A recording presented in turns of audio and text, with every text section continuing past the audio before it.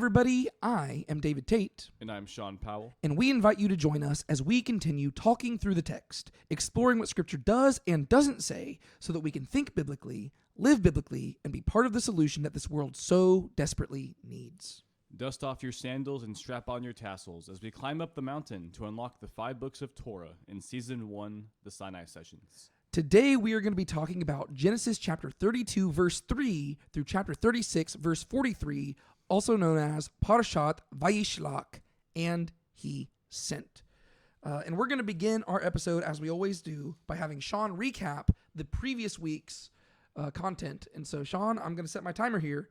You are going to be recapping Genesis chapter 28 through the very beginning of chapter 32. Okay. You got it? We got it. I will try. All right. We're going to see how fast you can do it. Okay. 3, 2, 1, go. Okay. So basically, because of Jacob's stealing the birthright and the blessing from Esau, he has to leave the land to avoid his brother killing him. So he goes back to his father's house and Padanaram. And on the way there, he has this vision from God, and God promises the land to him. He goes back to the house of Laban. He ends up having 4 wives, has a bunch of kids. Laban deceives him. There's a lot of drama going on there. They go back to the land while he's gone. Laban chases after him, and whenever they meet, they end up actually making a covenant together. And then Jacob just goes back to the land. Yep, cool. And so, the section begins and ends with him leaving the land and coming back into it. I added a few seconds there, but how long do you think that was? 55 seconds. No, 46. It was 46 seconds with my extra talking too. So, nice. Yeah, you did that really good. Okay, so that was the section we covered last week, and we really find ourselves in the middle of a section which is in general known as the Jacob cycle. And it's really covered 3 different weeks here, to where we covered the beginning of it 2 weeks ago, and then we covered the middle section last week, and then today we're going to be wrapping up the Jacob cycle.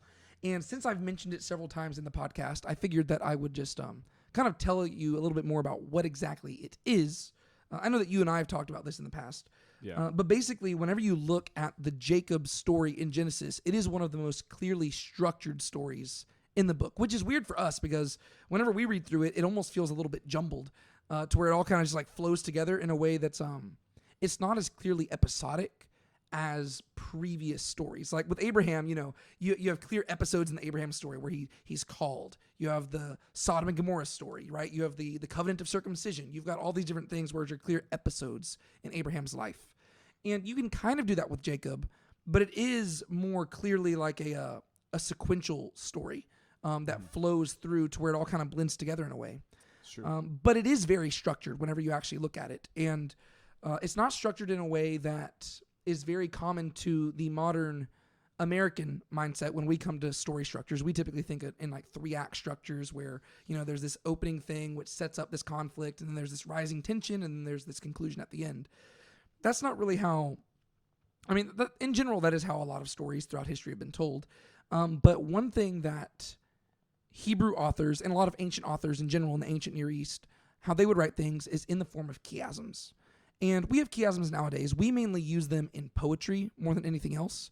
But a chiasm is the structure of like A, B, C, D, C, B, A, right? It's the idea of the beginning and the ending mirroring each other, working their way down to the middle, which is really the focal point of the whole story. You probably see this most clearly in like the book of Esther, right? The book of Esther is a very clear chiasm, which kind of like builds to the middle of the story where Mordecai is exalted over Haman, and then it works its way back out. And we've seen this again and again, and there are some people who they read chiasms into every single section of the Bible, and I think that almost does a disservice to it because sometimes it's a stretch, whereas the Jacob cycle, it actually is very clearly, it has this chiastic structure to where the center of the chiasm is the birth of Jacob's children, which are the 12 patriarchs, and then Jacob's subsequent exaltation over Laban through God's provision of the spotted goats and stuff, or lambs. And so real quick, I just figured I would just summarize to us kind of the flow of this to compare and contrast, since we're going to be finishing up that section today. And then I have one more thought that I meant to talk about last week, but I want to bring it up before we hop into the text itself. Okay. And so The way that the Jacob cycle begins and ends, it begins in chapter 25 with the birth of Jacob, and it culminates in the end of chapter 35, where we're going to see like the death of Rachel, right? But the specific comparisons there is that in chapter 25, you have Rebekah, who is struggling with giving birth to a child, but she does eventually give birth to Jacob and Esau. And there's ultimately these themes of strife and deception and fertility in the narrative that follows afterwards. Well, the way that chapter 35 is going to end is not with Rebekah struggling, because Rebekah's dead, but it's going to be Rachel struggling with childbirth, and she is going to give birth to Ben-Oni, or Benjamin, and then there's also going to be themes of strife and deception and stuff in the middle of that, right? And so that's where it begins and ends. But then if you work your way inwards, you do have this interlude in chapter 36 and 34, right? Where basically there's a break in the story of Jacob to go visit some other stuff, right? In chapter 25, you have Jacob and Esau's birth, and then you have Jacob stealing the birthright. But then there's an interlude where we go back to Isaac, and we get to see Isaac and Abimelech. And so you've got this side story where another character is intermingling with a foreign leader, right? So Isaac and Abimelech. Well, in chapter 34, you see the same thing where you have Dinah, who is Jacob's daughter, intermingling with Shechem, and you have the aftermath. And in both of those stories, you have the Israelite people looking really bad, and then the Gentile people who are supposed to be bad end up actually coming out looking better, right? And so chapter 26 and 34, they compare and contrast to one another. In chapter 27 and 33, you have this deceptive moment on the part of Jacob, right? In chapter 27, he deceives Isaac and steals Esau's blessing. In chapter 33, he reunites with Esau and offers him a blessing, but then deceives him again, right? And so there's, again, that comparison and contrast. In chapter 28 and in 32, Jacob, that's him leaving the land and coming back into it, right? So as he's leaving the land, he's at this place called Bethel, and he has this encounter with God. In chapter 32, he's re-entering the land at a place called Peniel, and he has this encounter with God, right? In chapter 28, there was this stairway to heaven. In chapter 32, he wrestles with God, right? And so both his leaving the land and his returning from the land, or returning into the land, are like he experiences these divine encounters, both exiting and returning, right? And then basically, at this point in the chiasm, you have this like chiasm within a chiasm, because this is the stuff in exile, right? And so it's getting even more narrow here, to where if you actually look at the beginning of chapter 29, that is where Jacob arrives in the foreign land, and Laban meets him at the border, and Laban offers him his wages, and Laban deceives him, right? Whereas if you go to chapter 31, you have Jacob leaving the land, and Laban once again meets him at the border, and this is because Jacob has deceived him and snuck away. And then they agree on wages once again, right? And so you have this meeting with Laban and Jacob at the border, and one of them is deceiving the other. And then in the middle of all of that, you have Rachel being barren and Leah being fertile. And then you also have Rachel being fertile and then Jacob breeding his herds, right? And so that would be the center point there. The center point of Jacob's entire story is that God has finally produced the children of Jacob. And these are going to be the 12 tribes of Israel. Even though, ironically, Benjamin, he is going to be reserved for the very end of the story. And so that's the Jacob cycle. If you ever hear people talking about it or something like that, it is just like this chiastic structure in the book where there is a clear structure to it. And I just think it's kind of cool because stuff like this allows you to get greater depth from the story, because if you want to understand the purpose of the story, you can just go to its counterpart and you compare and contrast. Yeah. Right. And so you can learn a lot about what's going on with Jacob wrestling with God by comparing it to his vision of the stairway to heaven, basically. And so that stuff is really useful. And so I like to highlight it. I don't know how much it's going to come into our conversation today, but I did think that it was at least worth mentioning. Yeah, for sure. One other thing I want to mention before we actually hop into the text itself, and I will give you a chance to talk as well. Oh, you're in fine. case you have anything you want to say. But one thing I wanted to mention is something that we didn't mention last week. I mean, we kind of addressed it, but specifically, if you go to chapter 30, in verses 24 and 25, this is whenever Rachel actually gives birth to her first son. It says, "And she named him Joseph, saying, 'May Yahweh give me another son.'" Literally, "May Yahweh add to me another son." You go to verse 25, And it happened, when Rachel had borne Joseph, that Jacob said to Laban, "Send me away, that I may go to my own place and to my own land." And so one thing that's interesting there is that in Jacob's eyes, it seems like Joseph's birth is the signal that it's time for him to return back home. Mm-hmm. But there's nothing in the text itself which clearly explains why. And so I just wanted to explain one theory that I've seen some people suggest. I don't see as many Christians suggesting this, but I see more Jewish scholars, and I think that's, again, like a recurring theme I've talked about several times. I think that while I obviously am a Christian and I disagree with a lot of things that Jewish scholars will come up with, I think that they do a better job of exploring the narrative details in the text, whereas I think Christians are often so distracted by trying to come up with like theological conclusions, and they read everything through the light of like salvation and stuff, that we end up misreading the text. Whereas I do see a lot more Jewish like rabbis and scholars and stuff who are genuinely trying to be like, what's going on here? And I think that in general, the Christian church has done a very good job of seriously studying the Old Testament. We always just like read through it, trying to get to the New Testament and rush to it, whereas we got to realize that this stuff's really important. But one theory that I've seen people suggest, it ties into Genesis 15. Whenever God made the covenant with Abraham and he passed through the pieces, God specifically said, "As for you," this is verse 15, to Abraham, "As for you, you shall go to your fathers in peace, and you'll be buried at a good old age. Then in the 4th generation, they will return here, for the iniquity of the Amorite is not yet complete." Right? So there's the idea that Abraham's people are going to be slaves in a foreign land until the 4th generation. And if you go a few verses earlier, God does specify that he says for 400 years. But the question always becomes, is this a literal 400 years, or is it one generation equals 100 years? Right? To where, and we even talked about this back when we were in Genesis 15, because if you look at those two things, they almost seem contradictory. Because in general, whenever we think of a generation, we think of like 20, 30, 40 years. We don't think 100. Yeah. But God says 400 at one point, and then a few verses later, he says 4 generations. And so the question becomes, which one is the literal designation? Is it literally 1, 2, 3, 4 generations, or is it literally 400 years? Or is it both? And so some people have suggested that Jacob is interpreting the 4th generation thing as being the literal sign. And so he views himself as being a slave afflicted under Laban. And so Abraham is the 1st generation, Isaac is the 2nd generation, Jacob is the 3rd generation, and Joseph is the 4th generation. And the reason why Jacob would treat Joseph's birth as the 4th generation rather than any of his previous kids is because he never set out to marry any of those other women.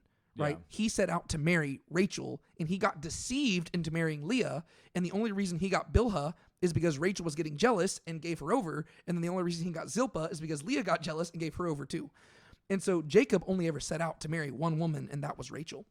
Yeah. And so, and we're going to see this, especially going into next week, whenever we start focusing on the Joseph story, Jacob is going to treat Joseph like his firstborn throughout the entire story.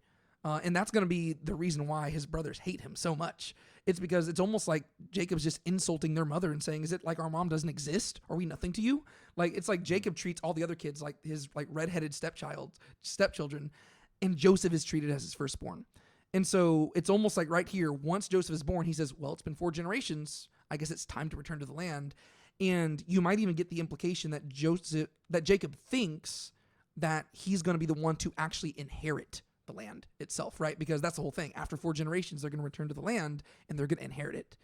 And so whenever we get Jacob, the reason I bring this up is because in this passage that we're going to go through today, Jacob is going to return to the land and he's going to start purchasing territory and stuff. And you might get this implication that he thinks that he's going to inherit all of it.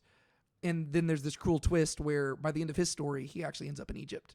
And it turns out, oh no. It turns out the 400 years was more appropriate. But even then, it's going to be more probably 200 years of Abraham, Isaac, Jacob, and stuff in the land of Canaan, and then 200 years in Egypt itself. And so I just want to highlight that because we didn't talk about that last week, but I do find it kind of interesting, and it kind of explains why all of a sudden Jacob's like, all right, Rachel's had a kid, time to go back home. Because to him, it's the 4th generation, and he's almost trusting in God's word, which is good. And so, yeah. Do you have anything you want to add to all that? I know I talked for a bit, but I just figured I'd get all that out. Yeah, not really. I guess I could just add maybe that as far as the last part, I think also the birth of Joseph, it's not the same, but kind of like with Abraham, how you had Sarah and Hagar. The whole thing was that Hagar, whenever he had Ishmael, she was his wife, but Sarah was still like her child was the child of promise, and so in the same way, like I think that Jacob kind of used like Rachel's kids as like the same way, like they're not the literal firstborns, but like they're the kind of the child of promise, and so like the birth of Joseph is really like more about the confirmation of God's promise than the other kids. Yeah, well, so one theme that we've been kind of tracking as we've been going through the text is, especially with it comes to the forefront in the Jacob and Esau story, is the concept of the Bekorah and the Berakah, right? The Bekorah is the birthright, and the Berakah is the blessing. And in general, we've seen that the blessing is something that's like prophetically passed down from one patriarch to the next. But the Bekorah, it comes from the word Bekor, which just means firstborn. And one question that I think Genesis is addressing, and it's probably one of the central themes of Genesis, is what does it mean to be a firstborn? Because as we've been reading through Genesis, you've noticed that practically no genuine firstborn has been the recipient of the blessings, right? There were Cain and Abel. Cain was the older one, yet Abel was the more blessed one. And so by the end of the story, whenever Seth is born, Seth is replacing Abel, not Cain, right? You fast forward a little bit. You've got Isaac and Ishmael. Ishmael is the older one. Isaac is the one who's blessed. Fast forward to Jacob and Esau. Esau is the older one, but Jacob is the one who is blessed. Fast forward to the 12 patriarchs. Reuben, Simeon, and Levi, they're not going to be the ones who receive the blessing. It's going to be Judah and Jacob, right? And so those are the ones who are going to end up being the ones who receive the rights of the firstborn. And then you fast forward even to Joseph's sons. You've got Ephraim and Manasseh, and it's the younger one who's going to be blessed and receive the birthright over the older one. And so there is this consistent theme throughout the text of Genesis where the title firstborn doesn't necessarily have to apply to the one who was the first one born. And so then the question becomes, well, what does it even mean? Because it's like you're saying that the word doesn't mean what it sounds like it means. So what does it mean? And that's a question Genesis is trying to address, which is also relevant because Israel is described as God's firstborn. And we know that it's not like Israel was literally the first nation born. No. But they were the ones who were appointed by God to fulfill his purposes and to receive the inheritance and stuff. And so the question becomes, what does it mean to be the firstborn if it doesn't literally have to do with order of birth? Yeah, and this also go into play. This is kind of a side thing, but like when Jesus is called the firstborn from the dead in Colossians, like the question is like, what does that mean? And again, that would probably be a thing where knowing Torah is helpful. Yeah. Well, yeah, he's called firstborn from the dead and firstborn of creation. And if you're not careful there, this is where some people start falling into like some cult territories because they view the title firstborn as being the first one literally born. Whereas as we've seen in Genesis, that's not necessarily what that term means, right? It is a title which can mean something different than literally being born. And so that seems to be how Paul's employing it in Colossians. But anyways, there's enough for introduction. Let's hop into the text itself. Where we ended off last week was in the first two verses of chapter 32, where it says, Jacob went on his way, and the messengers of God met him. And Jacob said when he saw them, this is God's camp. So he named that place Machanaim, which just means camps. And so we're picking up in verse 3, which with the phrase, then Jacob sent. And the first word in Hebrew there is Vayishlach, which is where we get the name for the Parashah section that we're in today. Could you summarize, let's summarize everything up until Jacob wrestles with God. Let's save that for a second thing, but just summarize everything up until there. Yeah.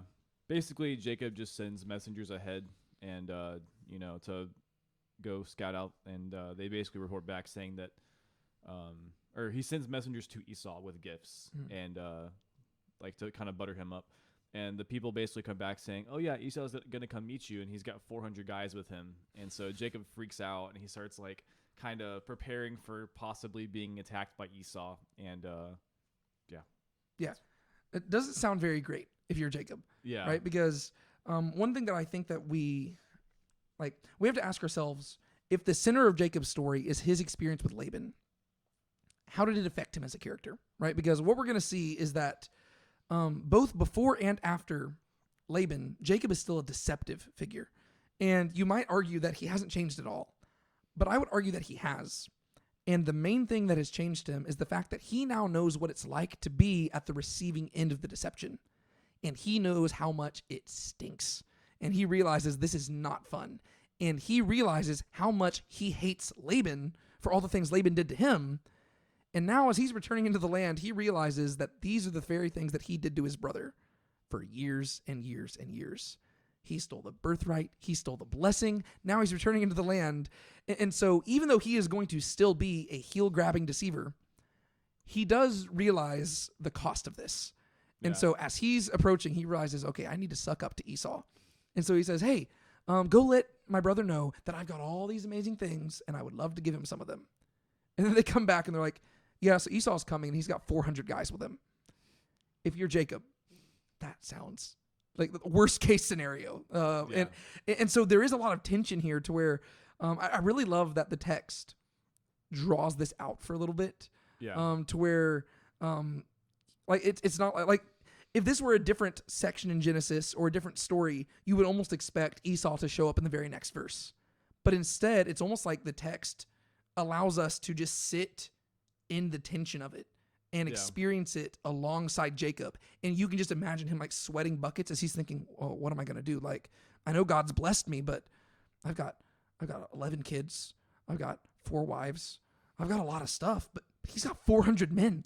It's like, what are we going to do here? And so pretty much the rest of chapter 32 leading to the moment where Jacob wrestles with God is him trying to plan and just kind of try to figure out what he's going to do and how he's possibly going to survive.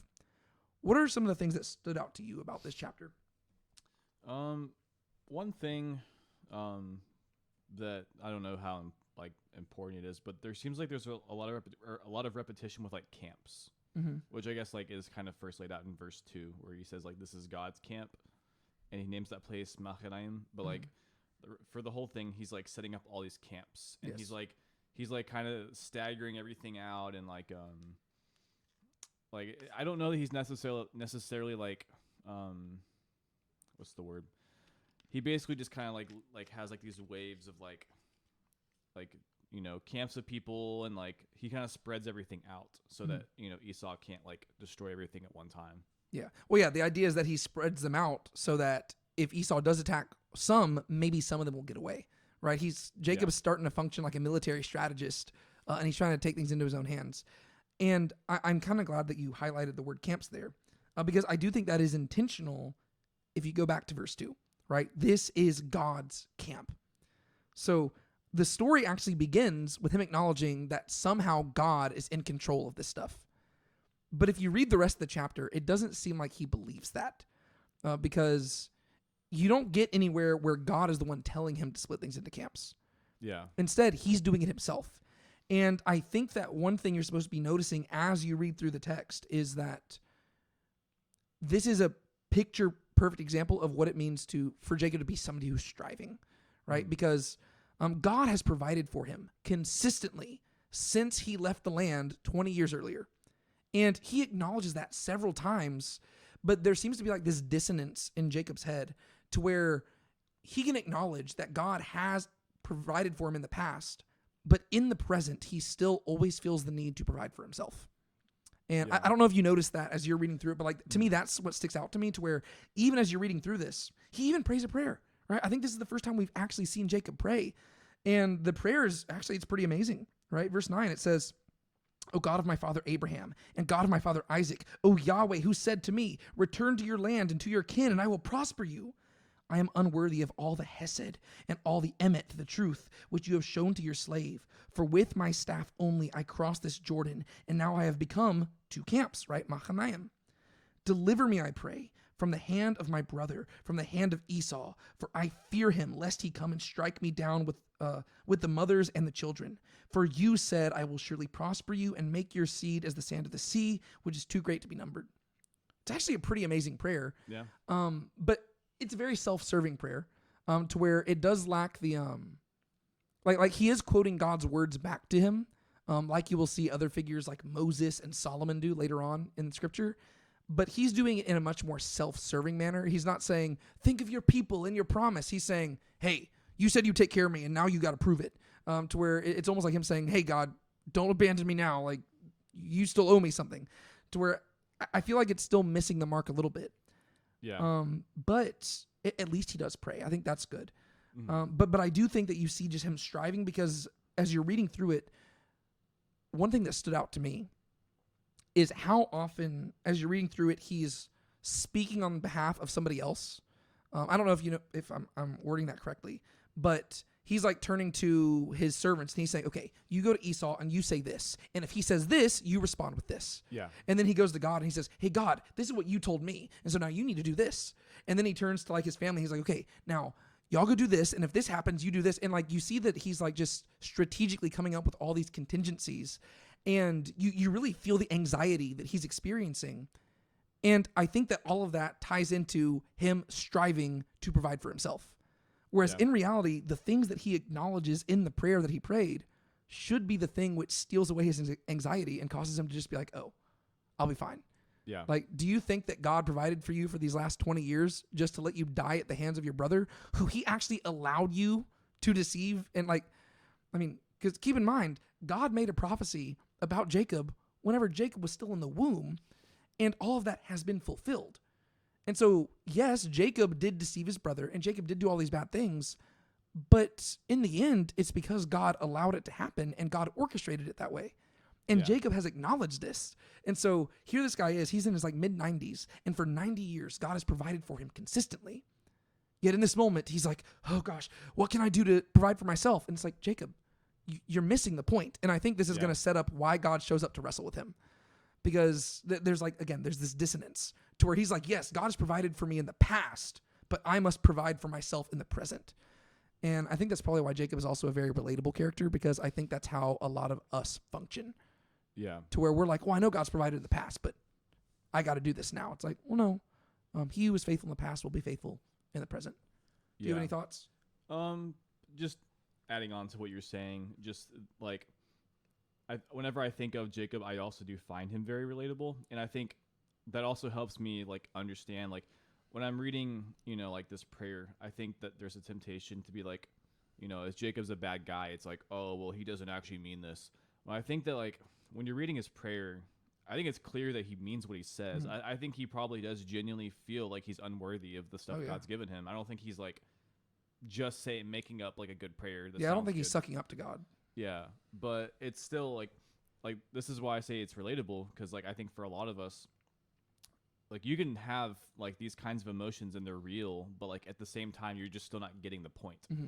And so even in such a prayer that is a good prayer, like he's still missing the point and like kind of exposing himself as acting not out of trust, despite the fact that he is like doing a good thing. Yeah. Like, and so whenever we like are, just because we're praying a prayer and praying something good and because we feel a certain way, that doesn't necessarily mean that we're actually trusting in God. Yeah. In the way that he wants us to. Yeah. Well, and this is kind of a slightly different point, but just the things you're highlighting there, to me, it just reemphasizes again just the literary beauty of Scripture. Because if you compare this to other texts from the ancient Near East, they are not nearly as psychologically dense as what you see here. Whereas like you're reading this and the way the Hebrew language works is that they pack so much into so little, to where just in this like tiny prayer here, you are seeing this fully fleshed out character. And I would argue that he's fleshed out because he was a real person. I don't think this is just being made up here. But yeah, like you see this guy who, like you can look at the prayer and everything he says is good, but because we know him, we can see, okay, he's probably being a little bit selfish here. But that doesn't mean he doesn't mean what he's saying, right? I think that we like simplifying things and like making everything black and white and very clear. And we got to say, okay, well, a prayer is only genuine if you've got perfectly good theology going into it. And it's like, well, no, God hears you. He knows your heart. And even, guess what? Jacob's heart is probably not even the best right now. But God's still going to provide because he made a promise. And I just find that so fascinating because, again, Genesis is introducing us to all of this stuff. Like one thing that we have to struggle to do when we read Genesis, and it's so hard to do because we've got all these other books of the Bible that we've read. Yeah. We have to try our best to read it as if we did not know anything about God, about humanity, about anything. And Genesis is the thing that's informing us about that. And I just find it so fascinating because there's so many things that we take for granted nowadays that just like the reason we take it for granted is because the Bible established a worldview that thousands of years later has become something so embroiled into our culture that we just take it for granted. Like even the idea of like human dignity, the idea that humans deserve to be like honored and respected. Yeah. If you look at other texts from the ancient Near East, that's just not how it was, right? The only people who deserved to be respected were kings. Whereas you go to Genesis chapter 1 and it says all humans, male and female, made in the image of God. And then you read that into the rest of the text. All of a sudden you get to this story of this random guy who most of the history books are never going to know his name. I mean, I guess nowadays people know who Jacob is, but you know, it's not like he wasn't a king, right? Jacob, to most people in human history, they like at his time period, they did not know who he was, but to God, he is worth listening to. And even though this guy does not have the best intentions, even though he is not trusting him in this moment, even though his theology is just not good, right? He trusts that God provided in the past. He's not trusting in the present. God still hears him and God still cares for him and God's still going to take care of him. And I'm like, that is awesome. And that's stuff that we take for granted because I think that we take God's character for granted a lot to where we're like, oh yeah, well, yeah, of course God cares. It's like, but that's awesome.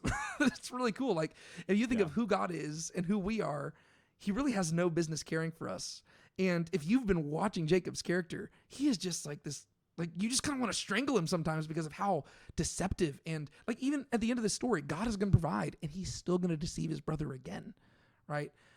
And so Jacob is such a stubborn and stiff-necked character that you just want to like wrangle him, but God just takes care of him.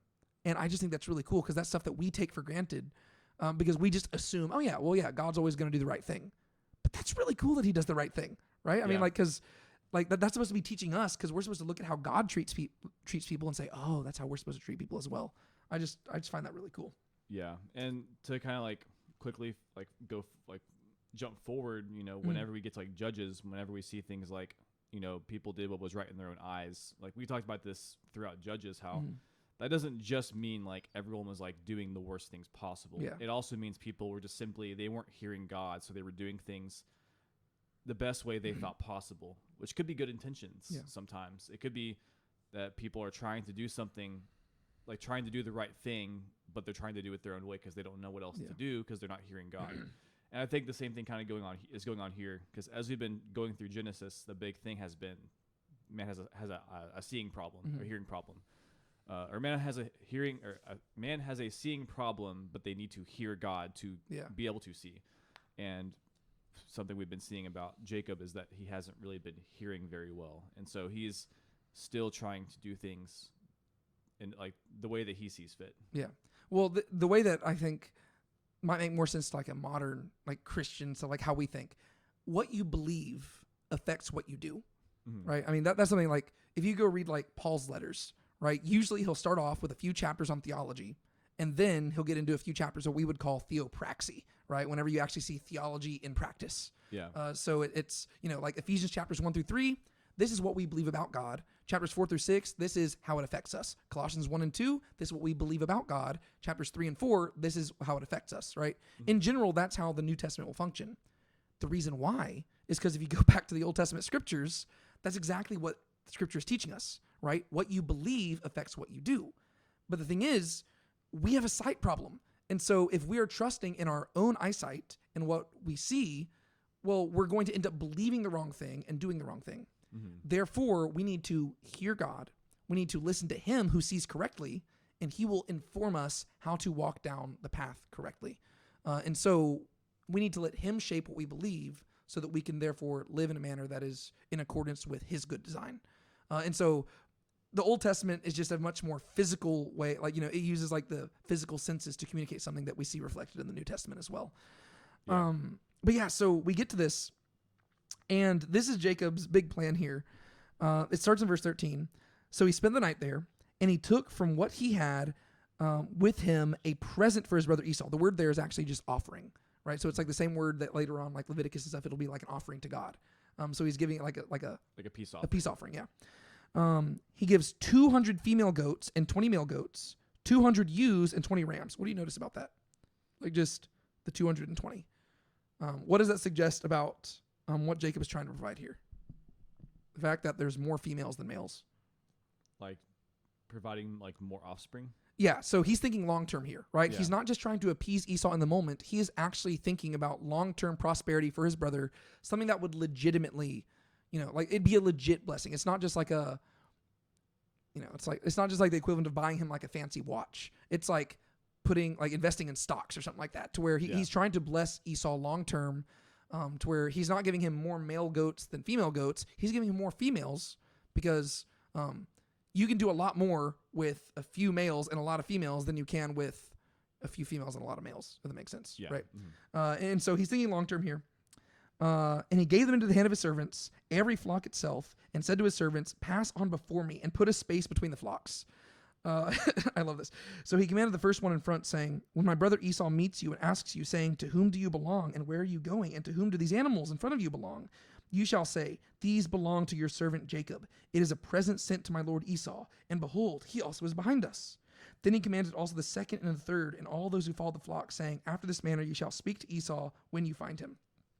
And so this is him just trying to butter Esau up to where he's going to offer Esau even more things whenever they actually meet with each other. But for right now, he's wanting to send it in waves, right? Because he's saying, hey, just so you know, you're getting closer. And so he sends one gift. And if that doesn't appease Esau, well, guess what? A little bit later, a second gift's coming. And if that doesn't work, a third gift's coming. And then a fourth gift's coming. So that by the time Jacob actually encounters them, like Esau has already received 4 different gifts from Jacob, to where Jacob has made it very clear, bro, I'm sorry, I messed up. Can we be friends? And so I just find that very interesting how Jacob he's really like, you can just tell how stressed he is. He's like, okay. He's not just trying to, he doesn't send it all on one thing. He is really trying to do whatever he can to make it clear to his brother, I am sorry. Which is also funny because he really isn't that sorry. This is very similar to whenever I used to teach at the private school I was at. Mm-hmm. There were times where a kid would get in trouble and they would say they were sorry. And I said, well, you're not actually sorry for what you did. You're sorry that you're having to deal with the consequences of your actions. Mm-hmm. And I'd say that's more what Jacob's doing right now. Because as we're going to see, Jacob is not sorry for deceiving Esau. He's sorry that Esau now hates him because he deceived him. Because as we're going to see in chapter 33, he's just going to deceive Esau again. And he's just going to ditch him. And so Jacob is not done deceiving Esau. And it's not like he wants to be best friends with Esau. He simply doesn't want Esau to kill him. Mm-hmm. And I don't know, that it makes me really sad because whenever we see Esau in a second, we're going to see that all this anxiety was for nothing. Esau's just going to be like, bro, we're good. He's going to be like, we're fine. Yeah. And so it really does make me sad because it would suggest that Jacob and Esau probably could have had a healthier relationship, which would have also affected the relationship of Israel and Edom. But because Jacob decided to keep grabbing at heels, it just ruins it. And that just makes me sad.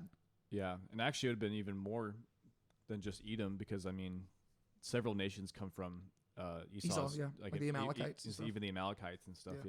Yeah. And so I don't know. It's very sad to me. And so that's the whole thing there. And then they start going about all this. One question that I had for you here, and I don't necessarily have an answer for this. It just stood out to me. In verse 22, it says that Jacob arose that same night and he took his 2 wives and his 2 servant women, right? So that'd be Rachel, Leah, Bilhah, and Zilhah, and his 11 children, and he crossed the ford of the Jabbok. So it says 11 children there. And to me, my question is like, where's Dinah? Because he has 12 children at this point, right? Benjamin hasn't been born yet, which would be the 13th child. But it seems like he's only bringing the 11 sons over there. Like, it's weird to me that it specifies 11 because it could just say, and he brought his children, and you would just assume it's all of them. Yeah. But it specifically says he brought his 11 children, which would mean probably the 11 sons without Dinah. And so I don't know if that's just like the emphasis is just on him preserving the the inheritance and the legacy or what's going on there. But for me, it seemed kind of strange that elsewhere the text will focus on Dinah, but right here it goes out of its way to not to exclude Dinah from this. Yeah. Do you have any thoughts on that? I didn't even notice that because she's not mentioned before that as being possibly somewhere else, huh? Mm-mm. Yeah, and we know for a fact that she is with them up until chapter 34. She's never mentioned again after chapter 34, but that makes sense because her story is over. But to me, it is weird because she's going to be a major player in a second. It is very strange to me that she is not mentioned right there, just because you could easily just say, oh, and he brought the children. And then you wouldn't have any questions, right? It just seemed kind of odd to me that it's like, oh, he brought the 11 children over there. I guess it seems to me that he's just, it probably just highlights more his self-serving tendencies to where he's primarily focused on saving his inheritance. And unfortunately, Dinah, as a woman, is probably going to be married off to somebody else. I mean, we know where the story's heading, but she's not going to be a tribe of Israel. And so it could be as simple as that. I don't know. To me, it just stuck out to me as I was like writing. I was like, that's weird. It just seemed weird that it specified that. But anyways, Jacob, they crossed the ford of the Jabbok, and he took them and sent them across the stream, and he sent across whatever he had. And so whenever you see these, the phrase like sent across and pass over and stuff like that, this is the Hebrew word abar. And you see it show up, I think it's like something like 12 times or maybe even more than that in chapters 31 and 32. But it isn't like, it shows up throughout Genesis, but for some reason it shows up a whole lot in this particular moment, in this section here. And I think that the word abar just means to pass over. And it seems to me that maybe this is partially a pun, just because, according to our best guess, that's where the word Hebrew came from, right? Like the name, like the word Hebrew most likely came from Eber, who was one of the descendants of the Hebrew, like one of the ancestors of the Hebrew people. And Eber seems to come from the Hebrew word abar, which means to pass over. And so the Hebrew people are a people who pass over and they go into another land. And so it seems like in general that's what Hebrew meant. It's people who came from another land and they came to dwell in Canaan. And I'm assuming that the reason why this is repeated so much here is because that's literally what Jacob is doing. And so he's being the quintessential Hebrew who is currently passing over, and he's kind of following in the footsteps of Abraham, and he is returning from the land of the Chaldeans, or the Arameans, I guess at this point. He's returning from the land of the Arameans into the land of Canaan. And so it's just like abar, abar, abar, abar. Like Jacob is being the quintessential Hebrew, and it makes sense that he has his sons with him, right? Because these are the patriarchs, right? So the Hebrew people are entering into the land, and that kind of foreshadows what's going to happen later on with Joshua whenever he brings the tribes into the land. Because also Jacob's going to be he's going to have to cross the Jordan River and stuff to get into the land. And so I don't know. I thought that was interesting. But anyways, unless you have anything else you want to share about that, we can go into the exciting story.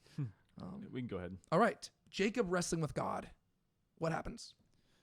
So basically, once he's by himself, because he sends everybody else ahead, as we just read, some guy wrestles him all the way up until the sun rises, and they wrestle, and he tells Jacob to stop, and Jacob's like, no, I will not stop until you bless me. And then he basically puts Jacob's hip out of socket and is like, all right, your name is now Israel, because you struggled with God and man and have prevailed.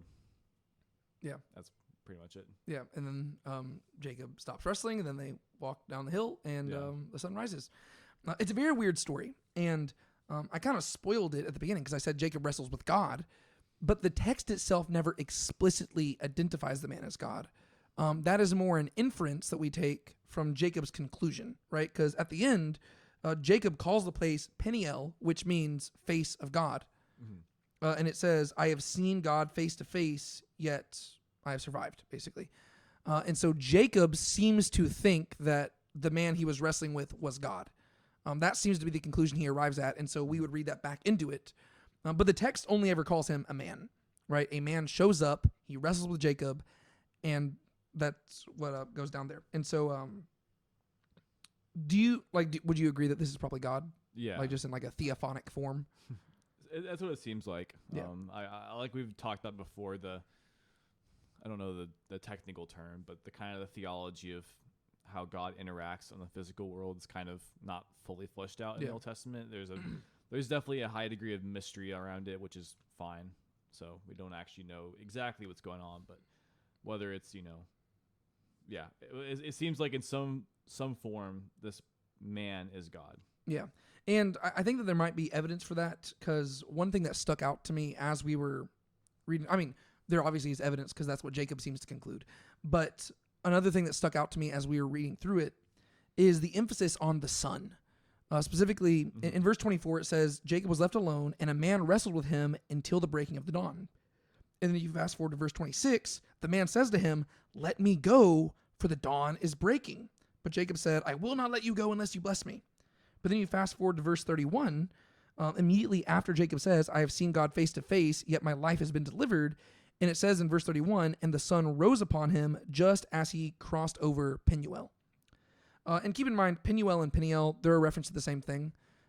They just seems to be different ways to, it's just different inflection of the word. They both mean face of God. It's just Penuel is probably the more appropriate, it's the more natural reading, whereas Peniel is more like just directly like it's face of God. And I don't know, it's just kind of strange. But yeah, so there's this emphasis on the sun rising, the sun rising, the sun rising. And it seems very intentional. To where on one hand, this to me, it kind of calls back to Genesis 15, whenever God passed between the pieces, right? Mm-hmm. And remember it said that like, it talked about like the sun rising in that moment as well. Whenever Abraham, like it was specifically, I think it was it not literally whenever God was announcing the 400 years and and to where it said like, as the sun was rising, he began to announce your descendants are going to go down to the land for 400 years, and they're going to be slaves and afflicted in another land. And then in the fourth generation, they'll return. And then it says, and then the sun rose, right? And so there seems to be a callback to that. And in that instance, it was Abraham interacting with God, and the emphasis was on the sun rising. And then here, it seems like Jacob's conclusion is, oh, I have seen God face to face. And so like it seems like it would make sense that the sun is rising, because there's like this poetic note of Jacob himself, who has famously put everybody else in the dark consistently, he found himself to be in the dark, to where he thought he was wrestling with a man, but then the man said, you have striven with God and with man and have prevailed. And Jacob's like, oh, was I wrestling with God just now? And so he has like this realization. And so as the light bulb clicks off in his head, the sun is rising. And so there's that as well. And then in addition to that, he says, I have seen God face to face, yet my life has been delivered. This to me would kind of point forward to like Exodus, whenever God says, no man may see me and live. And that would actually go back to explain what the man said in verse 26, where he said, let me go, for the dawn is breaking. Because to me, it's kind of a weird thing where it's like the man seems to be saying to Jacob, we need to get this wrestling match done before the sun rises. Mm-hmm. And then you have to ask why. Right. And one answer could just be they've been wrestling all night, and the guy's saying, I'm tired of this. Let's get this over with. Like, the sun is literally rising, dude. Let's speed this up. It could be that. But if you read Exodus into this, it could be him saying, if the sun rises while I'm still wrestling with you, you're going to see me and you're going to die. So he says, it's in your best interest that we finish this up while you're still in the dark. And then that's why Jacob says, oh, I have seen God face to face, yet I have lived. To where it's like he was obscured in the deep shadows and stuff. And so I think all of that might kind of point back towards, this being God. Yeah. I think two other things that also could. I think that his response to Jacob asking for his name, he says, why is it that you ask my name? That seems like that's a response that thus far he hasn't really said, but I believe a couple times later on and like Judges and maybe somewhere else, like this idea of God, like someone asking for his name and him saying like, why would you ask me my name? I think it's with Samson's parents, where he says like, why do you ask my name? It's like too great or beautiful to say or something. Yeah. And so like, to me, that was like, that's an odd response. Cause he never says his name. Yeah. He says, what is your name? And he just says, why do you ask my name? And then he leaves. Well, and that even sounds more confusing, because if this is just a regular man, it makes sense why Jacob asked the name, because in the previous verses, he asked Jacob, what is your name? And Jacob says, Jacob. And the guy says, you're no longer Jacob, it's Israel. And so this guy asked Jacob his name, and then he renamed him. And then Jacob responds and says, what is your name? And then the guy says, why do you need to ask my name? And so to me, the implication would seem to be, you know who I am, right? Not just anybody can show up and just give you a new name, right? The person you're wrestling with is the one whose name need not be spoken. Right? It's just, I am who I am, basically. Exactly. Like that's just another way of saying I am who I am. You don't need to ask my name. Yeah. What was the other thing you were going to say? Oh, just the very last verse of that section where it says, like, to this day, the sons of Israel do not eat the sinew of the hip, which is on the socket of the thigh, because he touched the socket of Jacob's thigh. I wasn't entirely sure what to do with that, but I was thinking that it could maybe have to do with the fact that like because God touched it, like that made it almost like holy. Yeah, it's so, like they couldn't eat that. Yeah, like taking your sandals off because you're standing on holy ground. It's like, okay, if God touches the hip, we don't touch it. You know, like who are we to touch what God has touched? That could make sense. I do want to talk about the hip thing in a second. But one question I want to ask, just because this is us trying to wrestle through the narrative itself, why did this have to happen at this moment? Right? Because if you're just reading through the text, it seems like it would make more sense. Like if we're trying to split Jacob's story into episodes, it makes sense for this to happen before he sent messengers to Esau or after he reunited with Esau. But instead, it happens in the middle of the drama, right? To where Jacob has and I was even talking to you about this before we started filming. This story taking place in the center right here, it always messes me up because then I always forget what happened before the wrestling match and what happened afterwards because I want to like mix up the details and think that certain things that happened afterwards happened before and things that happened before happened afterwards. And so it really messes me up because it happens in the middle of the story, right? Jacob is afraid of Esau and then he puts his kids over on this side of the river. He goes up on a hill by himself.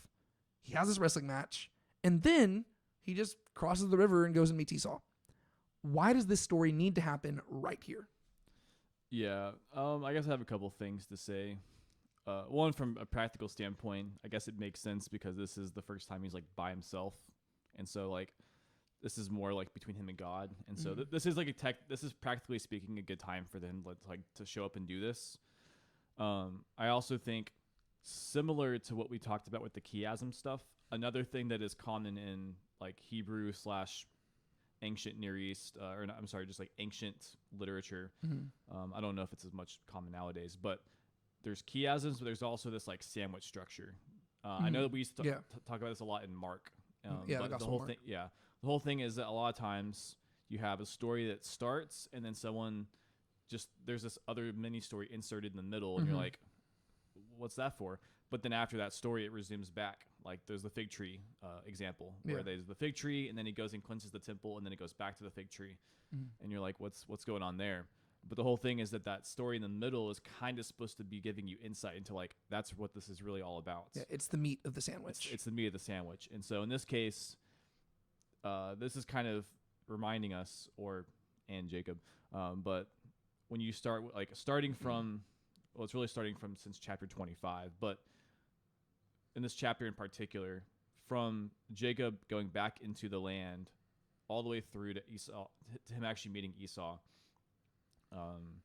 this is kind of reminding us like this is like throughout all of this, like this is what is like going on. Like I had a train of thought there, but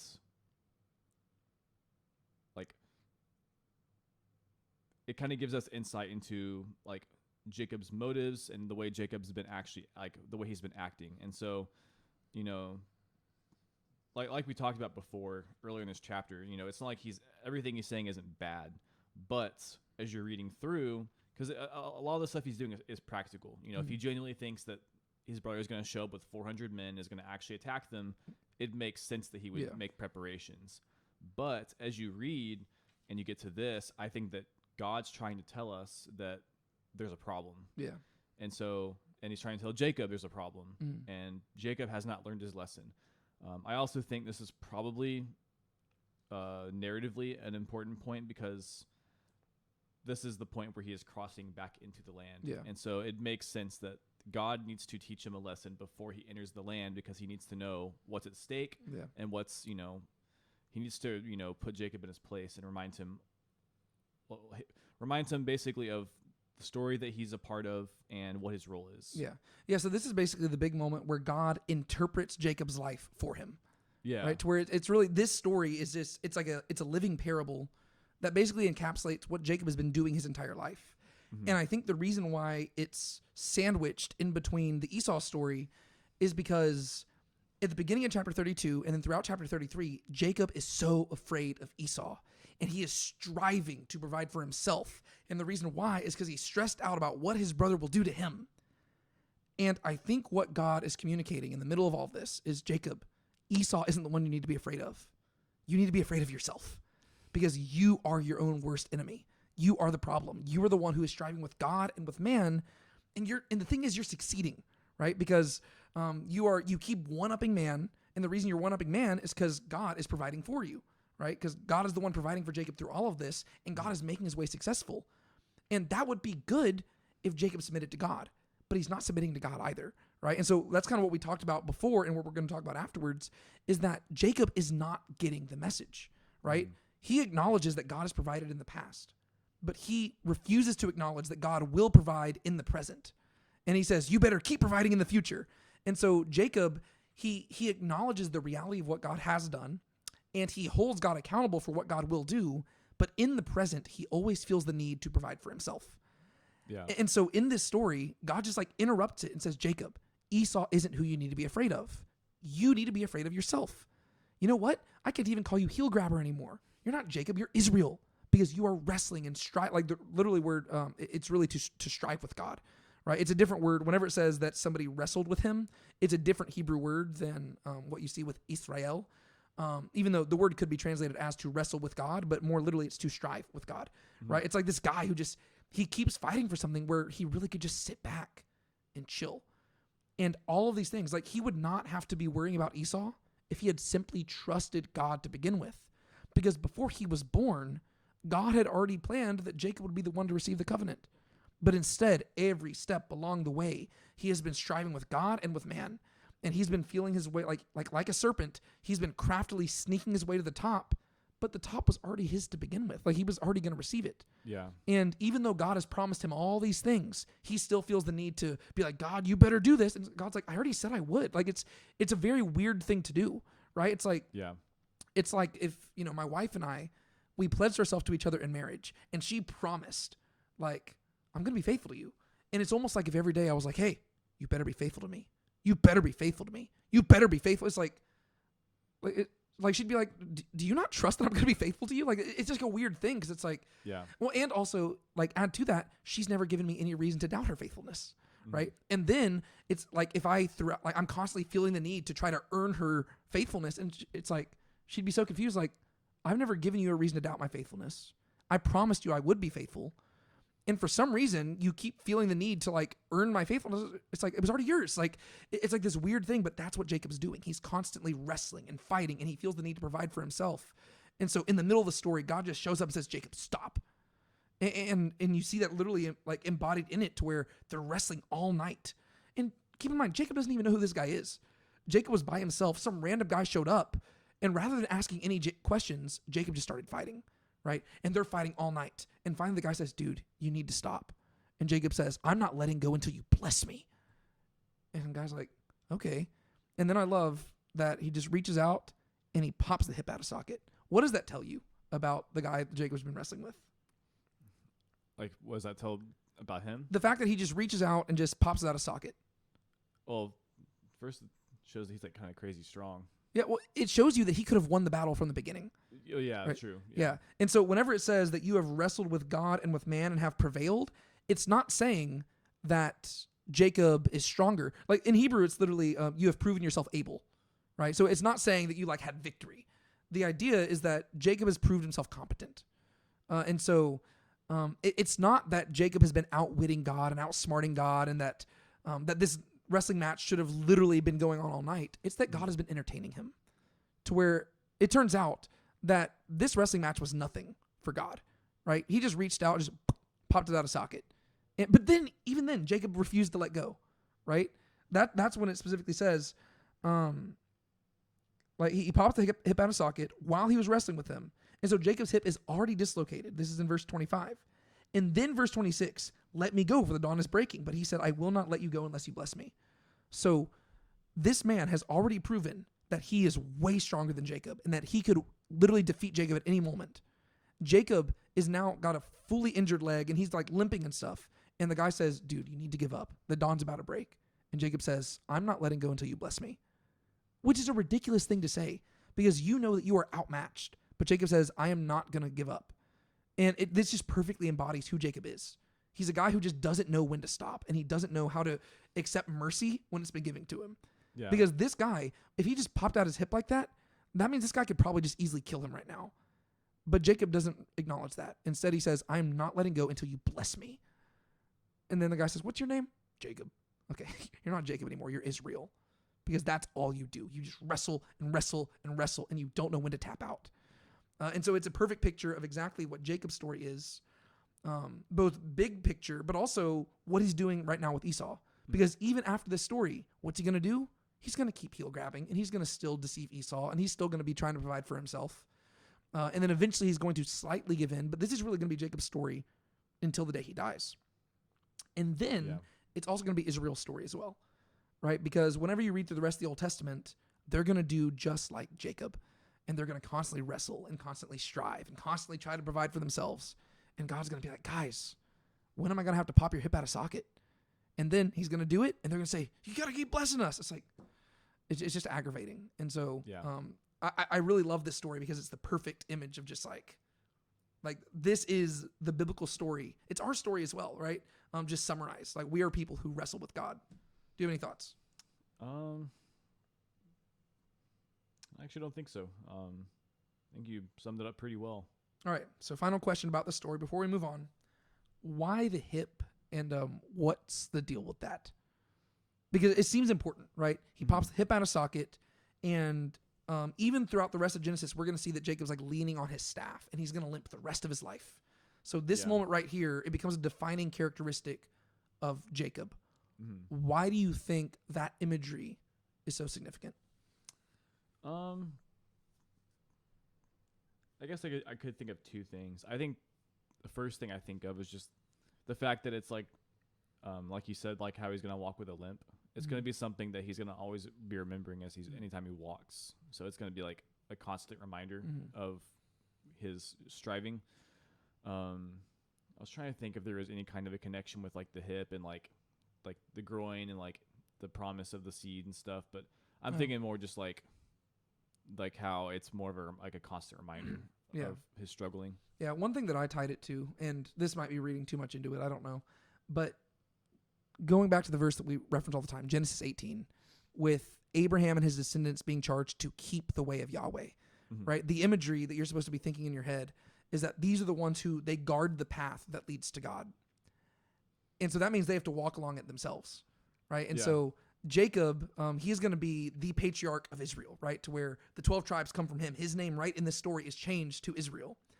And so they are the guardians of the way, and they're supposed to be leading the path, but they're leading it with a limp. And I think that imagery is just really striking.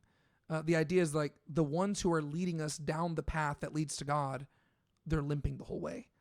And that kind of just lets us know what we can expect from the story going forward is that the people, like the heroes in Scripture, they're not going to be perfect. They are not going to be these like unblemished figures who they just know everything.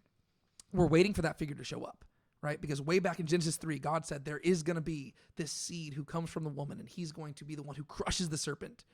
But Jacob's not crushing the serpent. The serpent is crushing him, right? Jacob has been a serpent from the beginning of his story. He's going to be that way through pretty much the rest of it. And the only reason why God is being faithful to him is because God made a promise. And so I just think that this imagery of the guardians of the way of Yahweh limping along the path itself, it really just points out the need for the Messiah to show up. Because even the greatest of the people of Israel, and even the greatest amongst us as Christians, we're just people who are limping with God, right? We're trying to follow him, but we are our own worst enemies. We are constantly wrestling against him, and we're not going to be able to walk perfectly. We're going to stumble, and we're going to have a lot of battle scars by the end of the journey. But we're waiting for the one who shows up, and he does what we cannot, and he walks the way because he is the way, and he's going to be the one who leads us back to God. And so that's ultimately going to be who Messiah is. And so I don't know. I something about the imagery of that is just kind of beautiful to me. To where even whenever it says like, therefore to this day, the sons of Israel do not eat the sinew of the hip, which is on the socket of the thigh, because he touched the socket of Jacob's thigh with the sinew of the hip. It's kind of cool to where it's like this thing, which it should be like it's a sign of the crucial issue of their patriarch, but they like treat it like a badge of honor. To where like this thing is a lasting reminder of like his failure, and this is who they come from. They come from a man who was so much like the serpent that God had to pop his hip out of socket just to get him to listen for a second. And even then, Jacob refused to listen. But they treat that like a badge of honor, to where they're like, yeah, out of respect, we don't even eat it. And it's almost like that's their legacy. It's like, yeah, that's who we are. Their name, like, we are the God wrestlers. We are the people who strive with God. To where that, like, it's almost like it's a summary of their history with God. They're like, yeah, we aren't perfect. We limp with God, and discipleship is messy.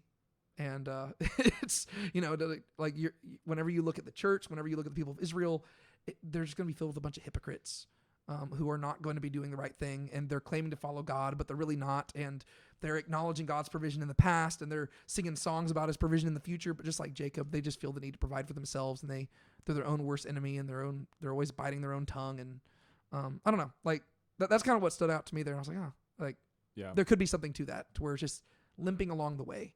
But ironically, they're the ones who are leading the way. And so Yeah, I could see that. It's like kind of an external.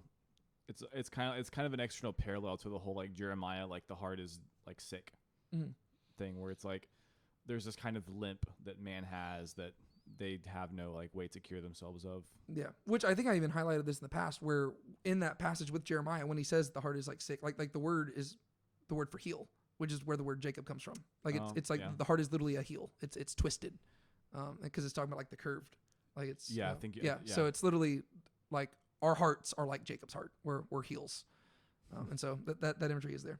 Do you have anything else you want to add to the discussion of Genesis 32 before we turn to chapter 33? I don't think so. All right. Well, let's go to it. What happens when Jacob and Esau actually reunite? Yeah, basically, Jacob just keeps trying to offer him stuff, and Esau doesn't really seem entirely concerned about accepting these things. But Jacob just keeps pressing it. And so Esau accepts them, and then he says, let's go journey off together. And Jacob seems to give some kind of an excuse to not do that, and so they part ways. Jacob makes me so mad in this section. I tell you what, man, I feel so bad for Esau. Like, every time I read Genesis, my heart just, like, it feels so bad for Esau, because don't get me wrong, Esau did some bad things. He married people he shouldn't have married and stuff like that. But man, I feel bad for this guy. He genuinely just seems like this lovable little teddy bear who you want to give him a hug and say it's going to be okay. Yeah. Because Jacob just is the worst. Like, Jacob is just absolutely terrible here. And so the section begins, and immediately I think our minds are supposed to go back to chapter 13 with Abraham and Lot.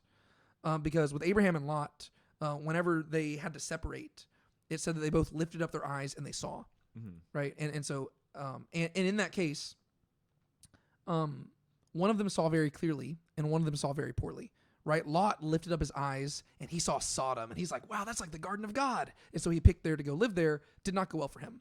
Yeah. Abraham, it was God who said, lift up your eyes and look north and south and east and west. I'm going to give this to you. And so Abraham saw correctly because he was hearing the voice of God. Well, chapter 33 opens up, and we have two figures who are lifting their eyes and seeing again. And so the question becomes, who is going to see correctly and who's going to see incorrectly? Verse 1, it says, Jacob lifted up his eyes, and he saw, and behold, Esau was coming, and 400 men with him. So he divided the children among Leah and Rachel and the two servant women. And so he begins to organize them. Yeah. Meanwhile, verse 5, Esau lifted up his eyes and saw the women and the children and said, who are these with you? And he said, the children whom God has graciously given your servant. And so you've got Jacob, who he lifts his eyes and he sees Esau, and he's like, oh, this is terrible. And he starts freaking out and panicking, despite the fact that God has repeatedly said he'll provide. Contrast that by Esau, who he looks up and he sees Jacob and the way that God has blessed him. And he immediately is like, wow, what is this? And Jacob says, this is everything that God's graciously given me. And so to me, I think there's just like this contrast to where Jacob is the one who's actually seeing incorrectly, and Esau is the one who's seeing correctly here. Yeah. And in the midst of this, I just find this funny. Verse 2, so Jacob is freaking out as Esau approaches. And he put the servant women and their children first, and Leah and her children after them, and Rachel and Joseph after them. Why did he put them in that order, Sean? Because he likes Rachel the most, so she's in the back, so she's the safest. Yeah. Yeah, he's splitting them into groups. He thinks that Esau is about to attack and kill them. And so basically he puts his least favorite women and children in the front so that if there's casualties, they get killed. And he puts Rachel and Joseph in the very back. And I got to say, Jacob is really, like, he's not doing Joseph any favors here, right? Like poor Joseph, like his brothers are going to hate him. And you got to realize this is how Jacob has been treating Joseph his entire life. Yeah. And so like whenever we get to the Joseph story, you got to feel so bad for that guy because, I mean, some people try to argue that Joseph was like a little bit arrogant and stuff, and maybe he was. But the thing is, if you're being treated like this your entire life, yeah, you're probably going to end up a little bit cocky because this is messed up. He's like, all right, well, those are the servant women, and so I don't really care about y'all that much. I didn't even want to marry y'all at all. And the kids, okay, whatever, y'all go in the front. And then he puts Leah, because Leah is at least like his first wife, and she gave the most children to him. And so he's like, okay, you can go third. But then Rachel and Joseph are in the very back, because he's like, if anybody gets away, I want it to be y'all. It's like that, like. You punk. Yeah, no, seriously. It's like, Jacob, come on, man. This is just, it's so messed up. Like, and this is the immediately following the whole wrestling with God. Yeah. Well, I know, right? It's immediately after all of this. But to his credit, he does at least go in front of them. Right. True. And so, so it does say that he went in front of them. And then verse 4, turns out he's been stressed for no reason because Esau ran to meet him and embraced him and fell on his neck and kissed him, and they wept. So it turns out all the stress was about nothing. Esau was just coming with all of his homies to go see his brother. He's probably like, guys, oh my gosh, my little brother's coming back in town. This is so exciting. Let's all go meet him. Jacob thought he was about to go to war. Turns out Esau was just excited to see his little bro. And this sets in motion one of the most frustrating conversations to me in Jacob's entire story. Because this right here could have been the moment where bygones were bygones and they moved on, and Jacob and Esau, like, it would have been such a redemptive story, right? To where they could have just, like, going forward, they could have just been best friends, right? Because on Esau's side, it seems like he's excited to see Jacob. And they just, like, he's hugging him and he's weeping. He's like, what are all these? And Jacob's like, oh, these are my kids that God has given me. And Esau just has all these questions. And not a single time does Esau bring up what happened in the past. And I always kind of joke about this because back whenever Rebekah first sent Jacob away, she said, just stay away for a few days until Esau forgets about all of this. And so based on Rebekah's assessment of Esau, it seems like she thought that he was just kind of stupid and would just forget about all this after a few days. And it's been 20 years. So it is possible that maybe Esau doesn't remember why Jacob left. That's probably not the case. And so I think that we can suggest here that Esau has genuinely forgiven Jacob. And so they have this amazing conversation. And how does the conversation go? Just break it down for me. Yeah. So basically, Esau just says, like, you know, who are these with you? And Jacob's like, oh, yeah, God's given me all these things. And he just basically says, you know, here, take this, take all these things. And so he offers him, you know, like, was it livestock? And well, it ties into the things that we saw him sending ahead of time earlier, right? Yeah. So because Esau's like, hey, what was the deal with all those, like, camps of stuff that kept meeting me along the way? Like, Esau's like confused. He's like, what was up with that? Like, why were you just sending me all these gifts? And then how does Jacob respond? This is verse 8. Yeah, he says to find favor in the sight of my Lord. Yeah, he's like, I'm just trying to get on your good side, man. And one thing that's interesting here, the word favor there is the Hebrew word chen, which is also the word that would be translated as, like, grace. It could be translated either way. And so he's saying, I just want to find grace in your eyes. And Esau says, I have plenty, my brother. Let what you have be your own.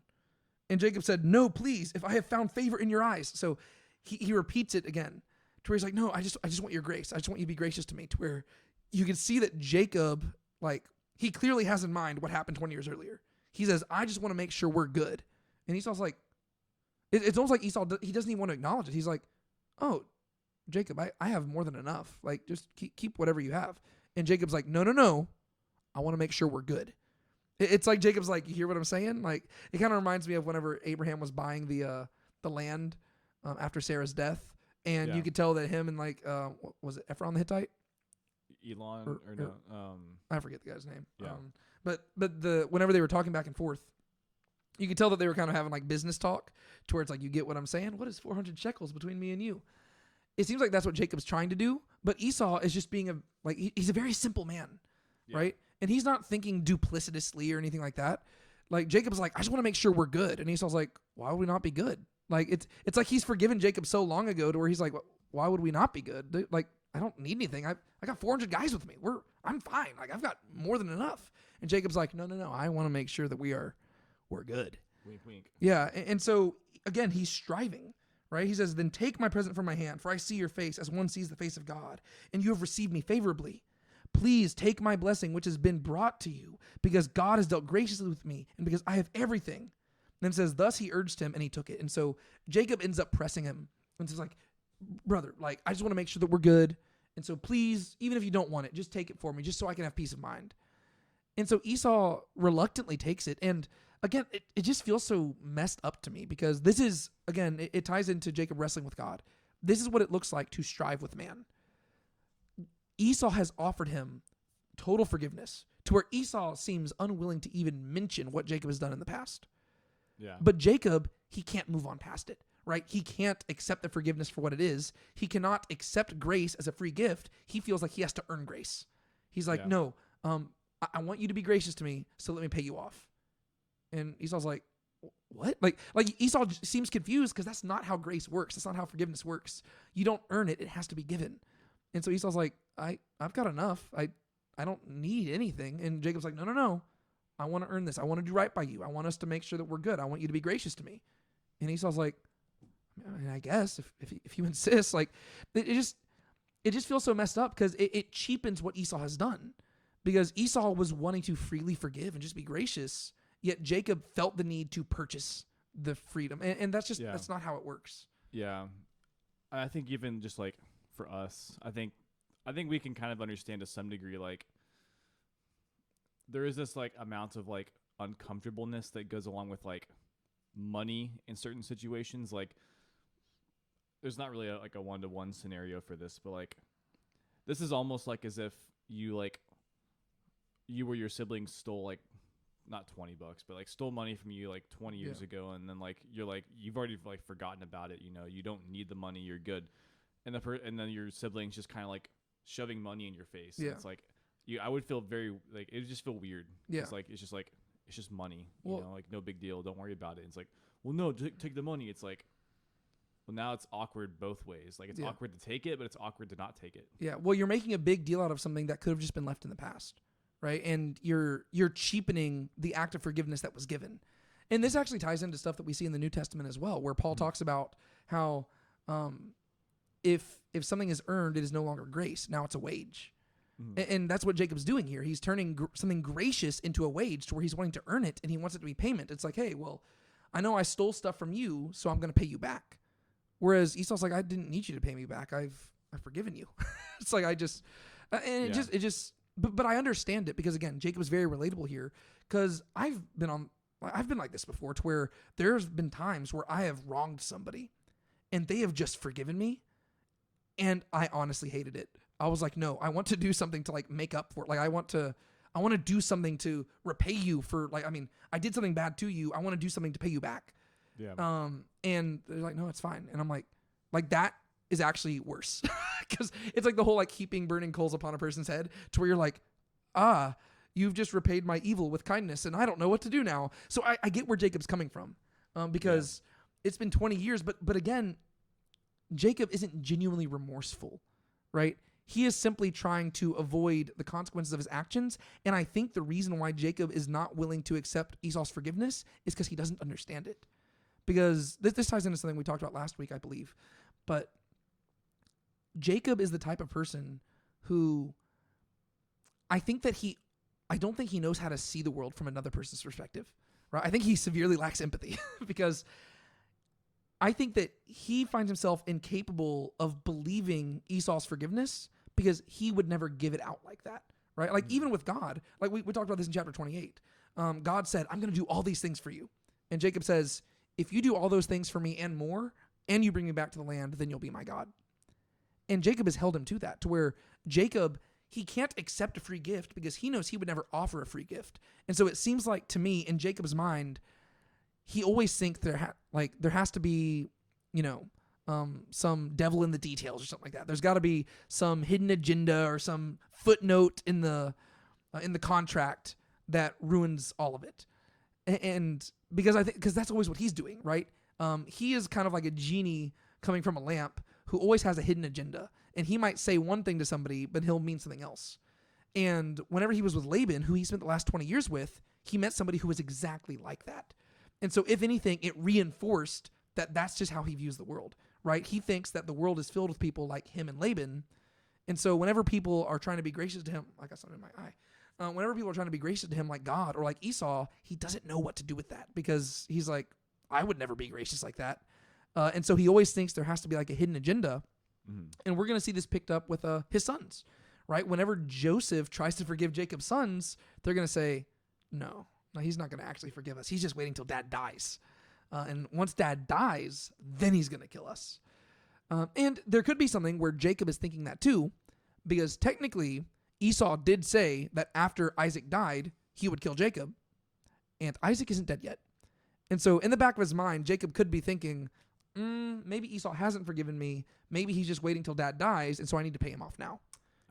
There could be that in the back of his head. I don't know.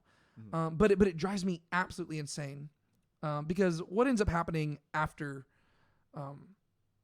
Esau reluctantly accepts the gift? Esau says, like, let us go journey off together, and Jacob declines. Yeah. Again, makes me so mad.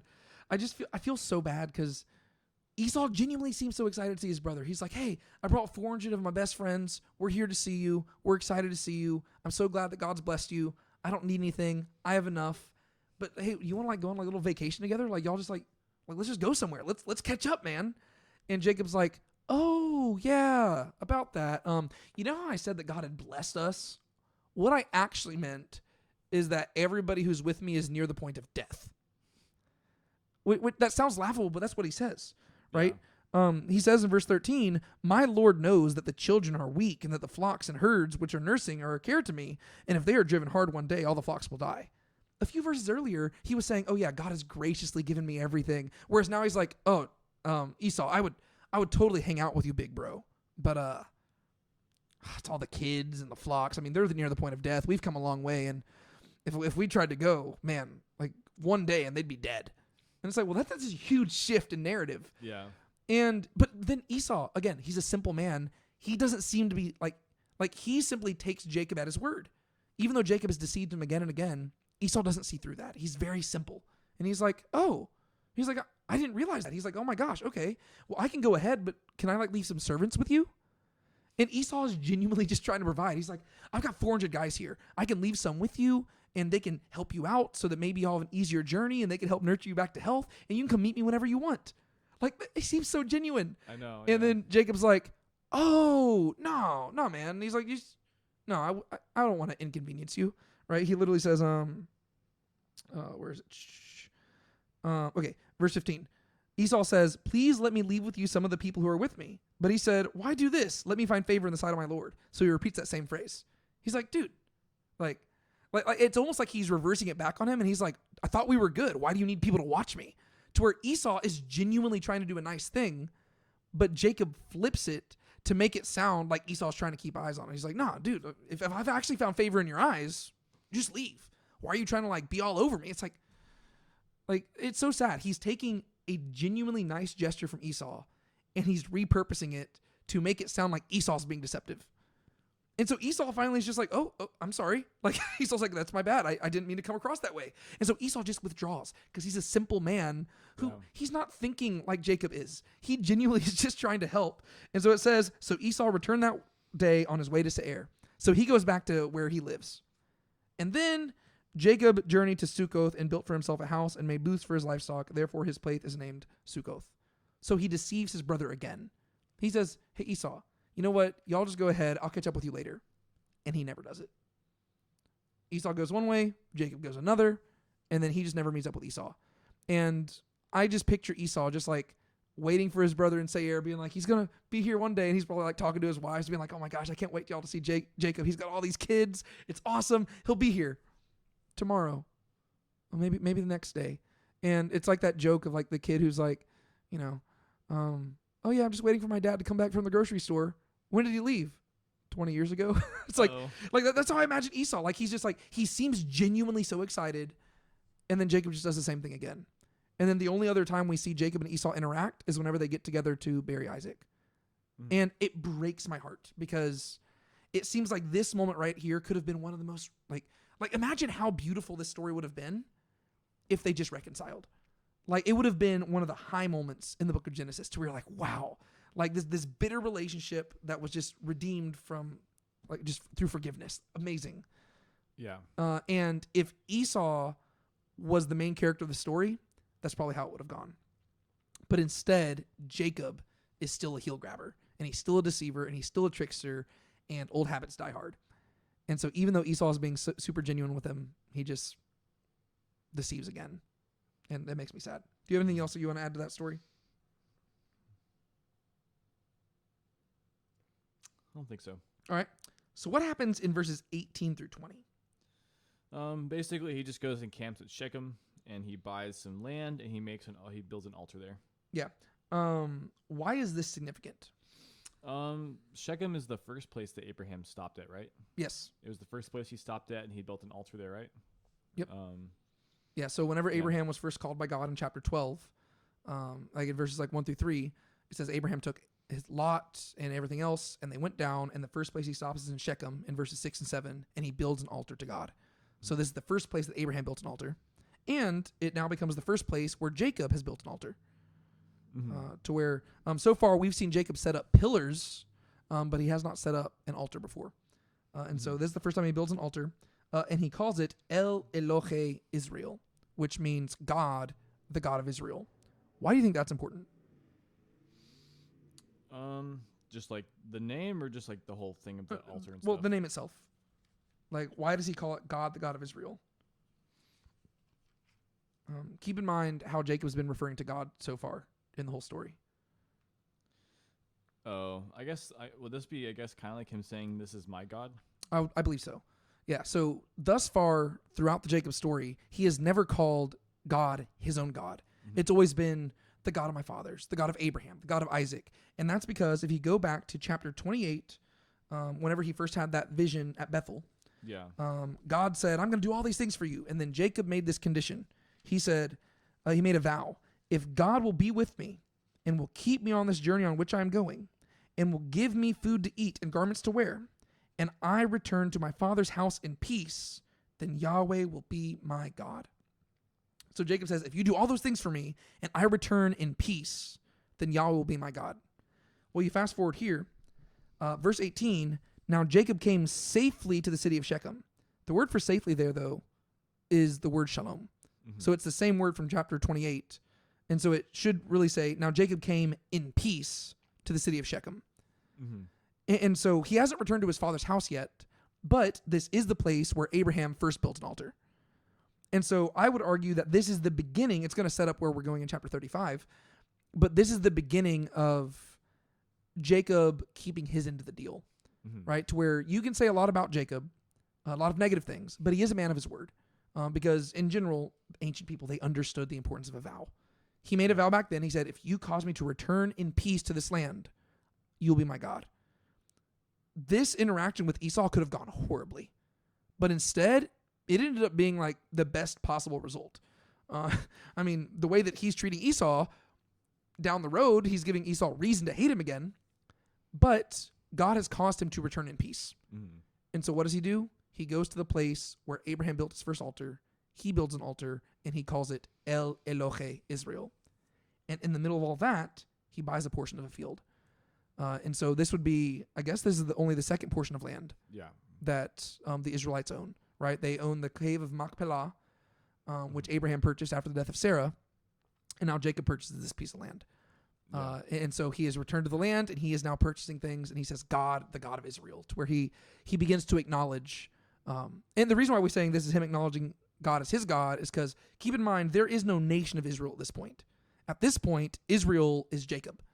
And so whenever he says God, the God of Israel, El Elohe Israel, he's saying, my God. And so this seems to be the moment where he says, okay, you've kept your end of the deal. It's now time for me to keep my end of the deal. And this is going to be further solidified in chapter 35, to where you're just kind of getting it part and parcel, to where Jacob is no Abraham, right? He is not leaping and bounding into this covenant. He is being dragged into the covenant, kicking and screaming, to where he's not just going to be like, God, you're my God, I love you. He's being dragged in, but he's going to keep his end of the deal. And he says, okay, God, you did it. You're the God of Israel now.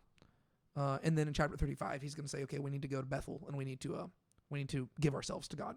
Mm-hmm. But this leads us into chapter 34, which is a little side story, which is going to tie into the main story itself. But we got to talk about what happened there. So would you like to summarize what happens here?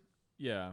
So they're still in Shechem, and there's a guy from Shechem, I guess not, I don't know if it's the king, but the prince of Shechem. Mm-hmm. He sees Dinah, and he wants her, and so he lays with her. And once Jacob and his sons hear about this, the sons get very angry, and they end up deceiving the people of Shechem, and they end up killing like all the guys in the town. Mm-hmm. And Jacob rebukes them. Yeah. And so it's a very strange story here. Very, very controversial. And so we're going to have a lot to unpack, but let me just start off with probably one of the most loaded questions here. What did Shechem actually do to Dinah? Well, the literal words there is that he saw her, he took her, and he lay with her. And I think it's the words like the same word for oppress. Yeah, so when it says and violated her, it's the same word we've seen earlier when it says like afflicted. Yeah, there you go. Yeah, so whenever we've been earlier in the text with like when we were dealing with like Hagar and Sarah and stuff, and it says they afflicted her, and it's the same language of whenever like the people of Israel are going to go down to Egypt and they will be afflicted there. And so it's the same language there. And the question becomes, and really I think when you read the rest of the story, this isn't as big of a deal because of what's going to happen later on. Mm-hmm. But a debate that people do have is whether or not this was consensual or not. The reason I say that isn't probably the focus of the story is because, as unfortunate as it is, ancient cultures probably weren't focused on that as much. Because no matter what Shechem did was bad, whether it is consensual or not. But it does kind of shape how you view him as a character. If whether or not this was actually like did Dinah approve of this or not? And typically whenever people read the story, they usually assume that this is like some sort of like sexual assault, to where, and I think that is probably that's probably the most natural reading of the text, because it does say that Dinah, the daughter of Leah, whom she had born to Jacob, went out to see the daughters of the land. Then Shechem, son of Hamor the Hivite, saw her, and he took her and lay with her, and he afflicted her. And so the language seems to imply that she was not going into the land with the idea of meeting up with a guy, but he saw her and he took her and did it. But whenever you go later on in the text, the language that is specifically spoken of in regards to Dinah, it's the word defiled. And the Hebrew word there is just to be unclean. And so this would be the same language when you get to Leviticus and stuff that simply talks about just ritual impurity, and it would specifically be talking about, like this could be applied to somebody who had just had sex before marriage, right? So just premarital intercourse. It could be just referring to that.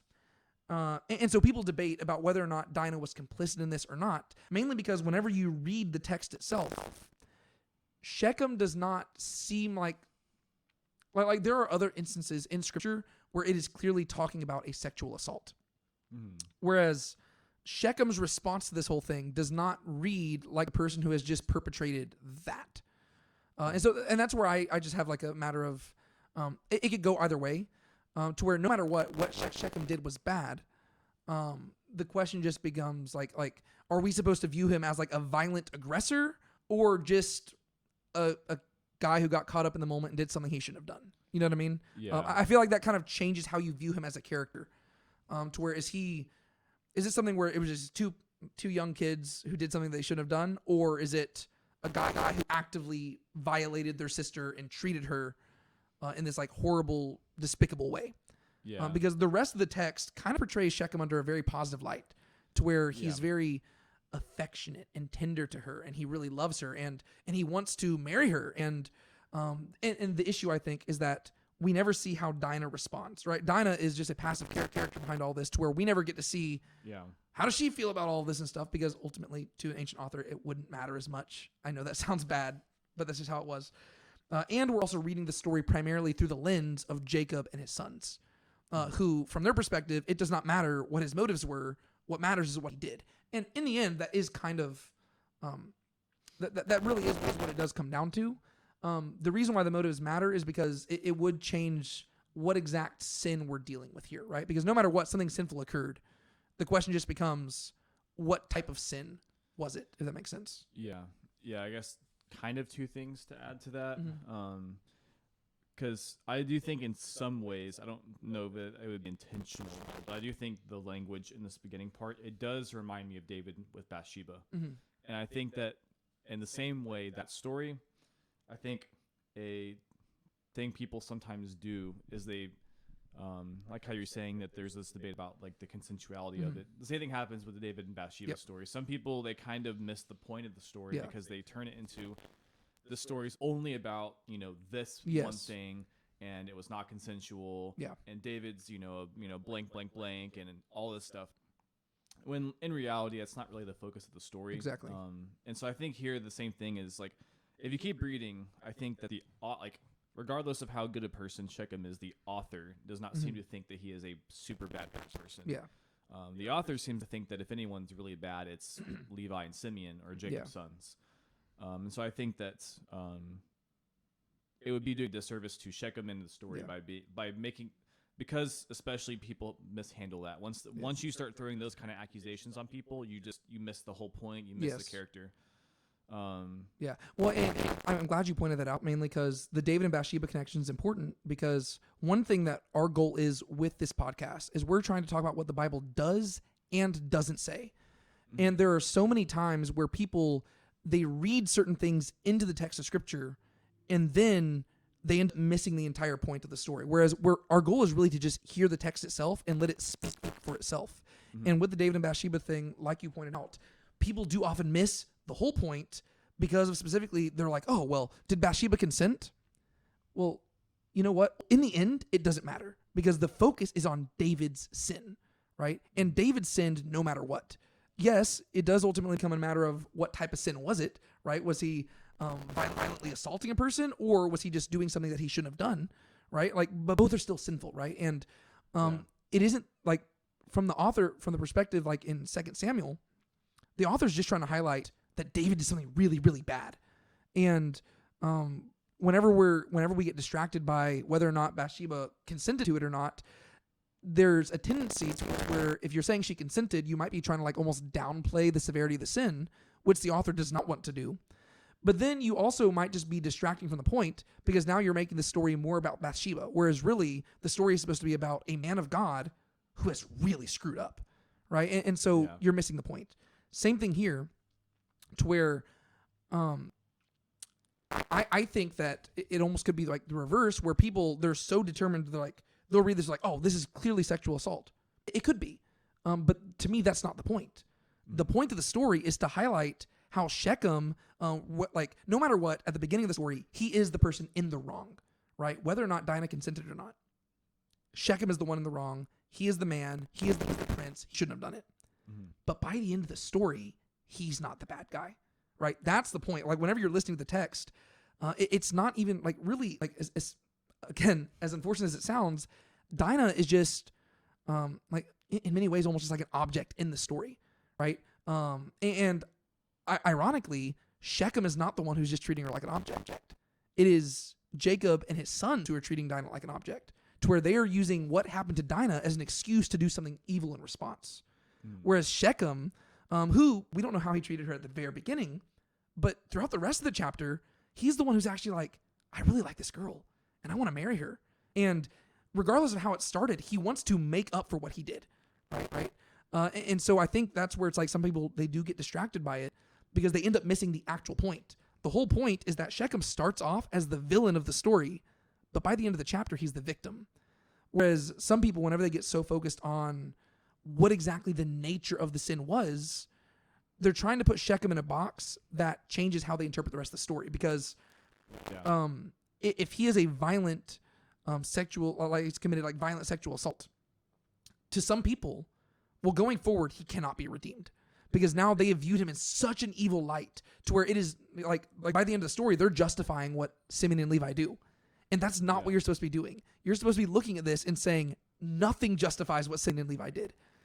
Right. And so, because that's not how God wants us to respond to things, right? Yes, what he did was bad, but there is a way to respond to evil that does not require you to also commit evil.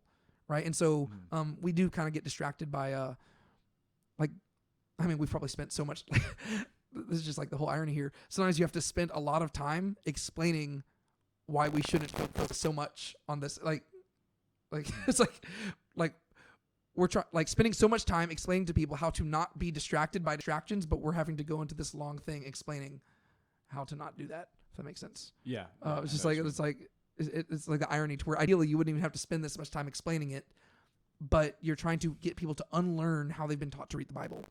Where it's like you're just trying to figure out what is the text actually saying, and don't read too much into it. Yeah. Do you have any thoughts you were going to say in regards to that? I know I said a lot there. Yeah. You mean just like and the whole thing is that the story as a whole, or just that beginning part? Just either one. I mean, we're gonna have a lot we have to talk about here, but just whatever you want to add. Yeah. Actually, no, not for now. We can just go ahead and keep going. Okay. So to me, I think that really some of the themes that we really see in this chapter is that same contrast again of faithful pagans and scheming Israelites. Mm-hmm. To where if you like, and again, we highlighted this at the very beginning of the episode, you can understand a lot about this chapter if you realize that it directly corresponds to chapter 26. In chapter 26, that's where Isaac and Rebekah went down to Gerar with Abimelech, and Abimelech also did a bad thing, right? He took Rebekah, and he was going to have her, right? And the only reason he didn't is because he realized, oh, wait a second, Rebekah and Isaac are married, and I have taken a man's wife. And so Abimelech acted in ignorance, but still what he did was wrong. And the reason we know it's wrong is because if you go back to the 2 times Abraham did it, God explicitly had to call them out. He called out Pharaoh and Abimelech and said, what you're doing is evil. Stop it. And God had to put an end to it. And so we have this example in 3 other instances where you have a Gentile pagan who starts off in the wrong, but by the end of the story, it is demonstrated that it's actually the chosen people of God who are doing the more grievous evil. Yeah. And so I would argue that's the same message being presented right here, which again is just teaching you a very complex theology of what Scripture is trying to convey. Whenever you read other ancient Near Eastern texts, usually it's very easy to identify the heroes of the story because it's usually, if you're reading about, the Babylonian gods, that's because the Babylonians are the heroes of the story. If you're reading about the Assyrians or the Egyptians, usually they're presented as the good guys. Whereas the weird thing about the people like the Israelite canon that we have in the Hebrew Bible is that the Jewish people and the Hebrew people are consistently presented as bad guys. And the text is constantly highlighting how oftentimes the pagan Gentiles are better than the Israelites. And I just find that fascinating because it's a... Like you can tell that the author is genuinely trying to get the readers to internalize this stuff and realize we're not the heroes of the story. There's something inside of us that is wrong, right? Like we're not just we're not just naturally good because God chose us. No, God chose us because there's a heart issue that plagues us as well, and we need to be redeemed from it. And if we're not careful, even the people around us can be better than us. And so I just find that interesting that that's like a recurring theme throughout Genesis. Yeah. Mm-hmm. And so, ultimately, Shechem, him and Dinah, they sleep together, and Jacob hears about this, and how does Shechem respond? What does he want to do as a result? Like to marry the girl? Yeah, he wants to marry her. Yeah. And so, this is where I'm saying it does contrast with other stories where there are very clear sexual assault stories. Like, later on, you're going to have one of David's sons who assaults his own sister. And after that, it says that he's going to hate her and he's going to be repulsed by her because he's disgusted by his sin. Whereas in this instance, it says that Shechem spoke tenderly to her and he loved her. And he's like, wow, I really want this girl. And so you get the idea that regardless of how the relationship started, he does genuinely seem to care for Dinah. And you do kind of want to know, like, I wonder how she responded to all this. Yeah. But instead, he says, hey, Dad, I do whatever it takes to get this girl to marry me. And so Jacob hears about what happened, and Hamor goes and he talks with Jacob. But what's interesting is that Jacob does not talk throughout the entire story until the very end, to where Jacob hears about what happens, and then Hamor goes to talk to Jacob, but it's going to be Jacob's sons who reply, because they're the ones who are fired up about all of this. Whereas Jacob is very silent, and we're going to talk about that in regards to like whether that's good or bad and stuff like that. Mm-hmm. But what do Jacob's sons say? Because Hamor says, hey, we want to talk to We want to get married. And Shechem even says, ask whatever you want, and I will give it to you. To where he really seems committed, like, whatever it takes, just tell me. To where he acknowledges that they should not have done what they've done, but he's like, I want to make up for it. Whatever it takes. Like, let's make this official. Let's do whatever it takes to intermarry. What do Jacob's sons say? They respond with a deal. Mm-hmm. They basically say, if you get circumcised and join us, then we will exchange when like we will take your daughters for wives and you can take ours for wives. Yeah. Why do you think they say that? Well, as you see later on, they kind of use it as a means to leave them weak and vulnerable. Yeah. Or do you think that's why they do it, or do you think that they just do that and then they see the opportunity? No, I think that is 100% what their goal is. I think they know exactly what they're doing from the beginning, because it says that. I think it even says they answered deceptively. They respond with deceit. Yeah. Yeah. So they went into this knowing exactly what they were doing. But my question to you is, why do you think they specifically chose circumcision? Probably because it sounds good. I mean, this is something that who would argue with it? Especially when you consider, from Jacob's perspective, their whole goal is to, have the whole land, and so the sign of the covenant is circumcision. And so, technically speaking, because especially if you look at what the people of Shechem, what he says to them, the goal is that they're supposed to come and take the land. Mm. The people of Shechem are practically offering them exactly what God is promising to them. And so it makes sense that they could share in that. Kind of like how Abimelech would offered them the land to stay in. Mm. And so technically speaking, from an outsider perspective, or from Jacob's perspective, who's hearing this actually sounds like a really good answer, because they're basically saying join us, become our allies, and we can share together in the covenant. Yeah. Well, yeah, the main thing I was wanting to get at is it's the sign of the covenant, right? Because Genesis 17, God said, every male in your household has to be circumcised. And so this is where, again, stuff like this really drives me nuts. It ties into what we talked about whenever Jacob was deceiving Isaac. Do you remember whenever he was first deceiving Isaac, and Isaac says, how is it that you got the food so quickly, my son? And Jacob says, the Lord God helped me succeed, right? And he drags Yahweh into the lie. And I talked about how that is the definition of taking God's name in vain. Mm-hmm. They don't bring up God's name in this deception, but they're doing the same thing, right? What Jacob's sons are doing is they're taking something, which is this beautiful sign of this covenant that God has made, right? To where he has them get circumcised. I know it's weird for us to talk about it, but it represents the future of the generations and stuff like that, right? You're cutting your nether regions in order to, as a forever covenant between you and God, to signify that God is going to be the one responsible for producing the future generations. That is what the sign of circumcision represents. They are taking this beautiful sign of the covenant and they are repurposing it to weaken somebody in order to kill them. That is really messed up, because they are basically using this holy symbol and they're using it to further sin. And that is absolutely disgusting. That's like me saying hey, if you want to be a Christian, you got to get baptized.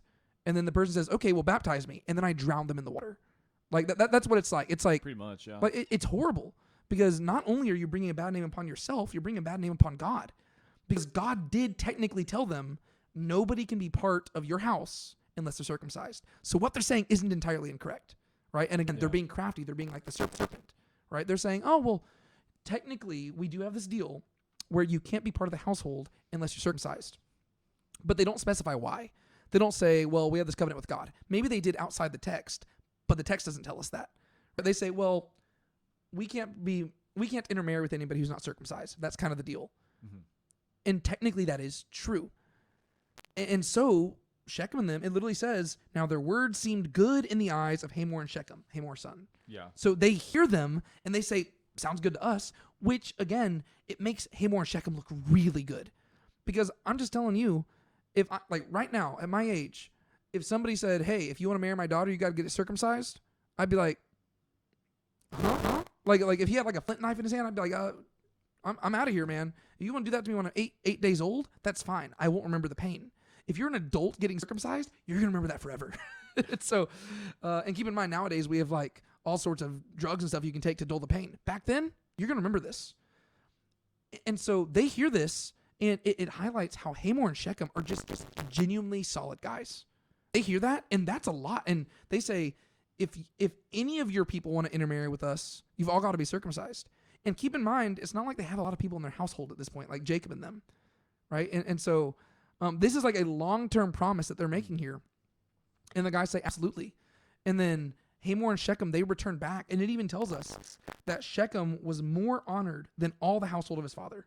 So you get the impression, again, that the author is highlighting that this Shechem guy, like, yeah, he did a bad thing at the beginning of the story, but he was very well respected. And by all means, he seems like a genuinely good guy. To where he goes back to his city and he says, hey, here's the deal. If we want to intermarry with these people, we got to do this. And every single man in the city says, sign us up. That's very extreme, right? You wouldn't expect people to just agree to that. Like that's like major surgery, and it's going to change everything about you going forward. Yet they say, sure, we'll do it. And it's all out of respect for Shechem. Yeah, which is crazy. Yes, and so you've got this guy who he started off as the villain of the story, but every step along the rest of the chapter, the author is trying to reshape our view of Shechem and make us think, you know what? This guy actually seems, but like the fact that he's willing to do this makes him seem like a really solid guy, and he actually seems like somebody that you would want to be part of the covenant. Like, it's like, oh, okay, like yeah, like you're seeing a little redemption arc in this story to where like, oh, you're almost getting excited by the idea of these people being married. Like it's like, okay, this is like it almost looks like God supernaturally providing in the background. Yeah. And then they go through with it and they get circumcised. And then it says, so verse 24, all who went out of the gate of the city heard Hamor and Shechem, and every male was circumcised, all who went out of the gate of the city. So every single one goes through it. And it's like, wow, that's amazing. But then, now it happened on the third day when they were in pain, that two of Jacob's sons, Simeon and Levi, Dinah's brothers, each took his sword and came upon the unsuspecting city and killed every male. And they killed Hamor and his son Shechem with the edge of the sword and took Dinah from Shechem's house and went away. So they go and they commit mass murder. We don't know how big the city was. I'm assuming it was small enough to where just two teenagers could go and do this in the cover of night. But the thing is, all the men are incapacitated, right? They are in severe pain 3 days later. And Simeon and Levi, they knew this. And they knew this was the result. And so they take advantage of them in their weakness. Like this is like a war crime. Like this is like this wouldn't be acceptable in normal warfare. But this took place in the middle of a peace treaty, right? They were trying to become two people. And Shechem and Hamor, they did everything on their end, no matter how much it cost. Like Shechem wasn't all talk. He said, whatever you ask, I will do it. And they said, get circumcised. He said, count it done, me and all my people. And then Simeon and Levi, they took advantage of them and they killed them. You're supposed to look at that and be like, oh, this is terrible. Like this is messed up stuff. But so often people are so committed to viewing Shechem as the bad guy that they miss the rest of the story. It's like, no, Simeon and Levi have done some terrible stuff right here. What are your thoughts? Well, exactly what you said. It's just, I mean, yeah, it's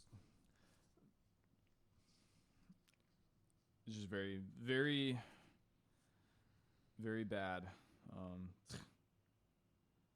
There was something I was going to say.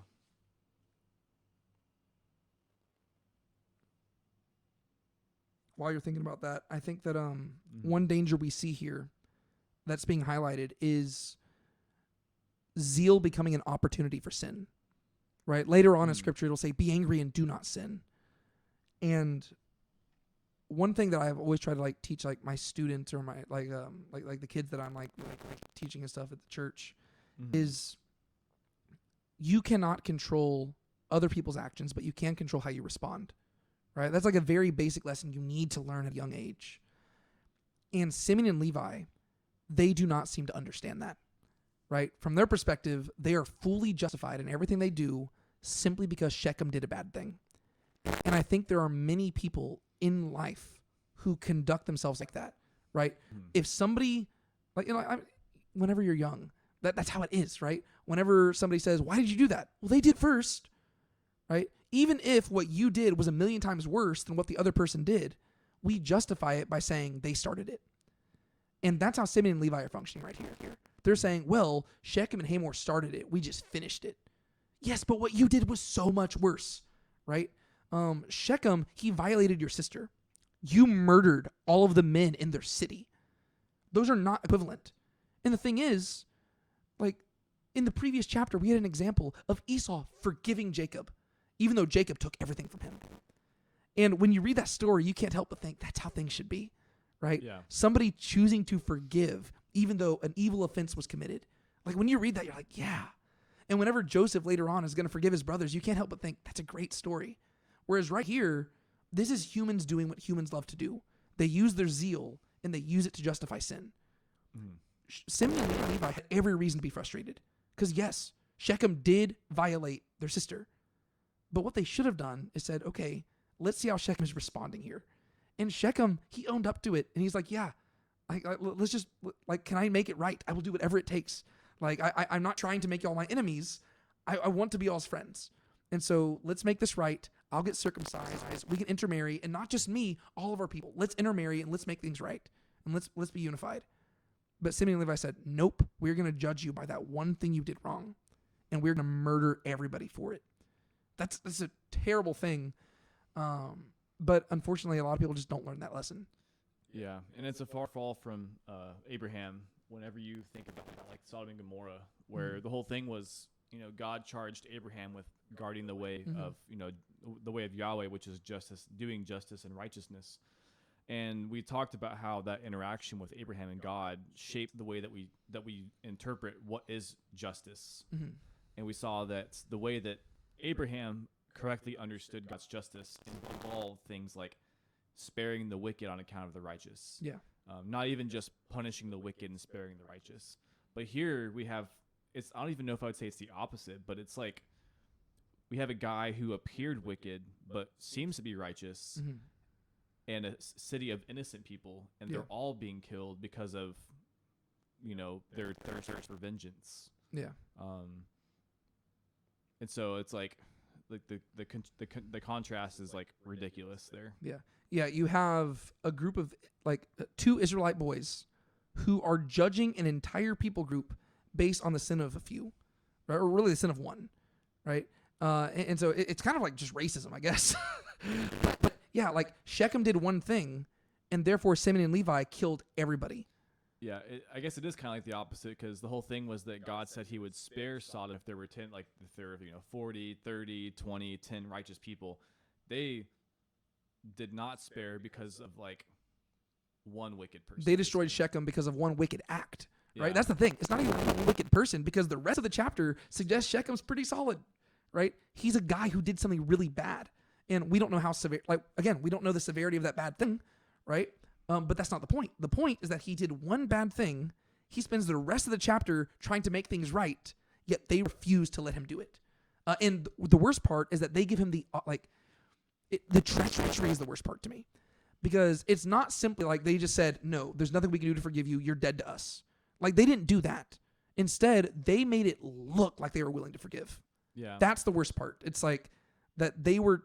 Like, they don't even see their own, like, the blindness here to where he messed up. He spends the rest of the chapter trying to make it right, yet they were never right to begin with.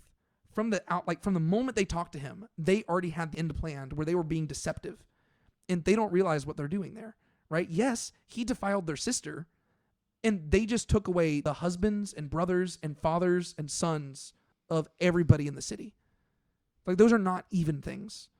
And that's where it's like they're just so blind to it. And they did all of that, and they had the audacity to look them in the eyes and say, oh, yeah, no, you know what? It's fine. You messed up. It's okay. We understand. Let's make things right, and let's be friends. And then they backstab them. Like, that's the worst part, to where it would have been more noble of them to say, what you have done is unacceptable. Get your men, grab your swords, meet us out here tomorrow at noon, and we're going to fight it out. That would have been more respectable. Because then they would have had clear, it's like they would have said, we cannot forgive this. We need to fight. But that's not what they did. Yeah. And to make that even worse, not only do they kill everybody, but it says that they looted and plundered them. Mhm. And the very last thing it says is they captured and plundered all their wealth and all their little ones and their wives, even all that was in the houses.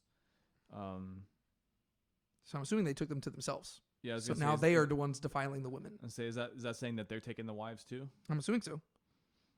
Yeah. Because that makes it even worse, because they're literally becoming the thing that they're claiming to basically kill on account of. Yeah. Which justifies Jacob's response at the very end, right? Jacob, he's been silent this entire time. I still want to talk about his silence. We don't have to spend a long time on it, but because I don't really have much thoughts on it, but I mean, I could come up with thoughts. But Jacob finally responds in verse 30. He said to Simeon and Levi, "You have brought trouble on me by making me a stench among the inhabitants of the land, among the Canaanites and Perizzites. And my men being few in number, they will gather together against me and strike me, and I will be destroyed, I and my household." So he looks at them. He's been silent this entire time. He finally speaks up and he says, "You have made me a stench."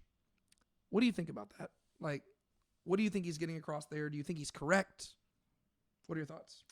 I mean, it's definitely being correct there, because, might be getting ahead of myself, but this is the whole thing about Israel, is that Israel makes God's name a stench among the nations, as we read later on. But I mean, I think that's a very fair thing to say, is that they're making Jacob look really bad here. I mean, who's going to even want to associate with them after this? Yeah. Because you can't trust them. Yeah. The whole thing is they're going to seem like they're trustworthy, and they're going to backstab you. Yeah. Well, it's like the difference, like when you go to Genesis 14 with Abraham, right?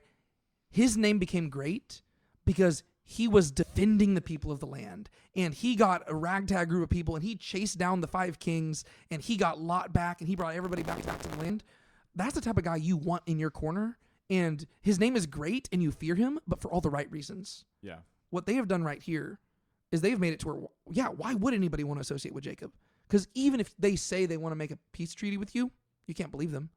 Even if they want to intermarry with you, you can't trust them, right? If they even bring up circumcision, you better get running, because they will kill you. And so this has ruined everything. And so Jacob is ticked off about this. And I think the irony is that Jacob's motives here are purely self-serving. But if you were to put Abraham in Jacob's place, Abraham would probably be saying, "You have failed to keep the way of Yahweh," right? Because the whole thing is that their purpose is to be the light shining in the darkness, and they're supposed to be like a pleasing aroma that brings everybody back to Yahweh. Yeah. And Jacob, he doesn't really care about that very much. And so for him, he's mainly thinking, "You've made me a stench." But if he was more inclined towards, the covenant and thinking about the glory of God, he'd be thinking, "Guys, what have you done? We're supposed to be part of the solution. Yet you are the definition of the problem." Yeah, it's like undoing part of the covenant. Yeah, like you are not a light shining in the darkness. You are Shechem was trying to be the light, and you produce darkness. Like, this is a terrible thing you have done. And then they respond, and this is where the story abruptly ends. They said, "Should he treat our sister as a harlot?" And so the story just ends right there. To where if you just keep reading, it just says, "And God said to Jacob, arise, go to Bethel and live there." And so there's a clear shift in story. The brothers respond and they say, like you can tell that they do not seek forgiveness. They do not have any, what's the word I'm looking for? They don't regret this at all. Yeah, they have no remorse. Remorse, that's the word I was looking for. Okay. They have no remorse over this. They just say, "What? Should we just let this happen to our sister?" Why do you think the story ends like that? It ends with a question. Mm-hmm. What do you think the significance of that is? Well, I would say from a literary perspective, anytime a story ends on a question, it's always kind of supposed to get you to think. Mm-hmm. Yeah, very similar to like the book of Jonah, right? The book of Jonah ends with a question mark, to where Jonah is basically saying, like, "God, I have every reason to be angry about this." Like whenever God chooses not to destroy the city of Nineveh, he says, "I have every reason to be angry, so angry I want to die." And God responds and says, "Jonah, you're angry about all this other stuff, and you didn't create it. How should I feel about this people where there are many, like the city where there are many humans and cattle and all these things which I have made?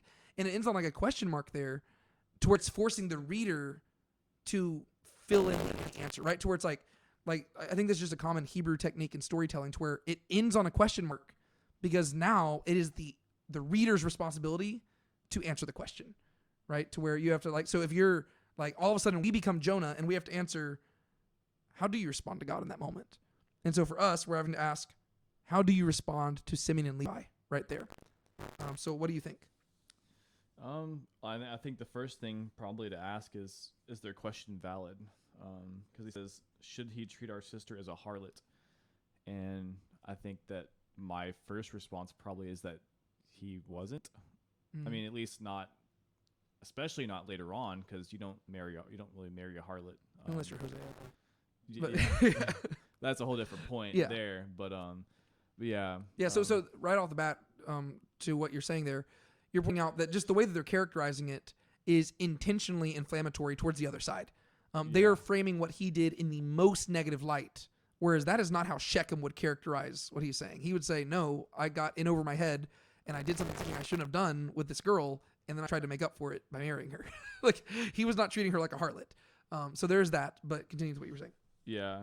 I mean, in some way, this is like, I think maybe in some ways, I don't know if this is necessarily what you're getting at, but another thing I would say is kind of like with the Laban situation where Jacob was getting a taste of his own medicine. I think Jacob here is also realizing, like, he's kind of realizing the effect of the way he's living his own life, and he's kind of seeing it, like, he's kind of experiencing it vicariously, like, through his sons. So, like, he's like in the same way that he was on the receiving end of Laban's deception, he's now seeing his own sons do what he does. Yeah. And so he's not receiving or giving it, but he's kind of seeing it from the side. I could see that. I mean, he is kind of experiencing the aftermath of it, the consequences of it. And so I think that it's kind of a different perspective that I think should give him even more insight to, like, it should give him even more, like, reason to change, because he's now realizing he knows how it feels to deceive.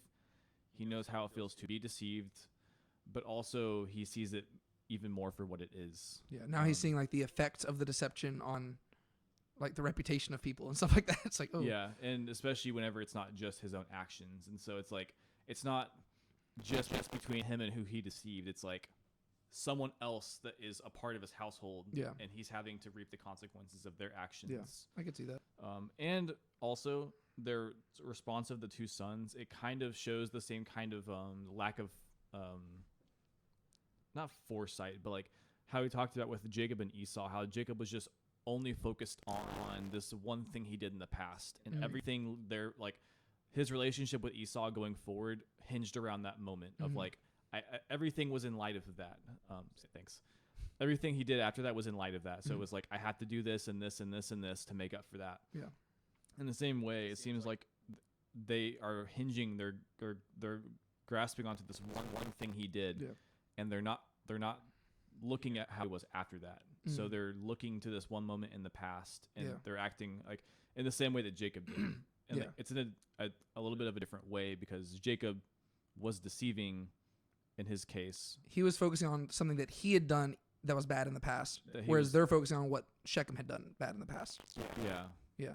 So it's kind of like father, like sons. Yeah. Well, and that is a good thing. I had really considered that, but yeah, I mean, like, we do see this trend, I guess, throughout Genesis of, again, you're getting so much out of, like, these stories right here where you're getting the idea of, like, should we define people by something that they did in the past, right? To where one theme that we've seen throughout Genesis is that people do change, right? Whether it's Jacob, over the course of several chapters, really he hasn't changed that much, but Esau changed.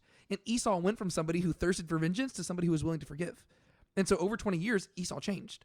Shechem, over the course of this chapter, he seems like he changed. And so people can be transformed and changed.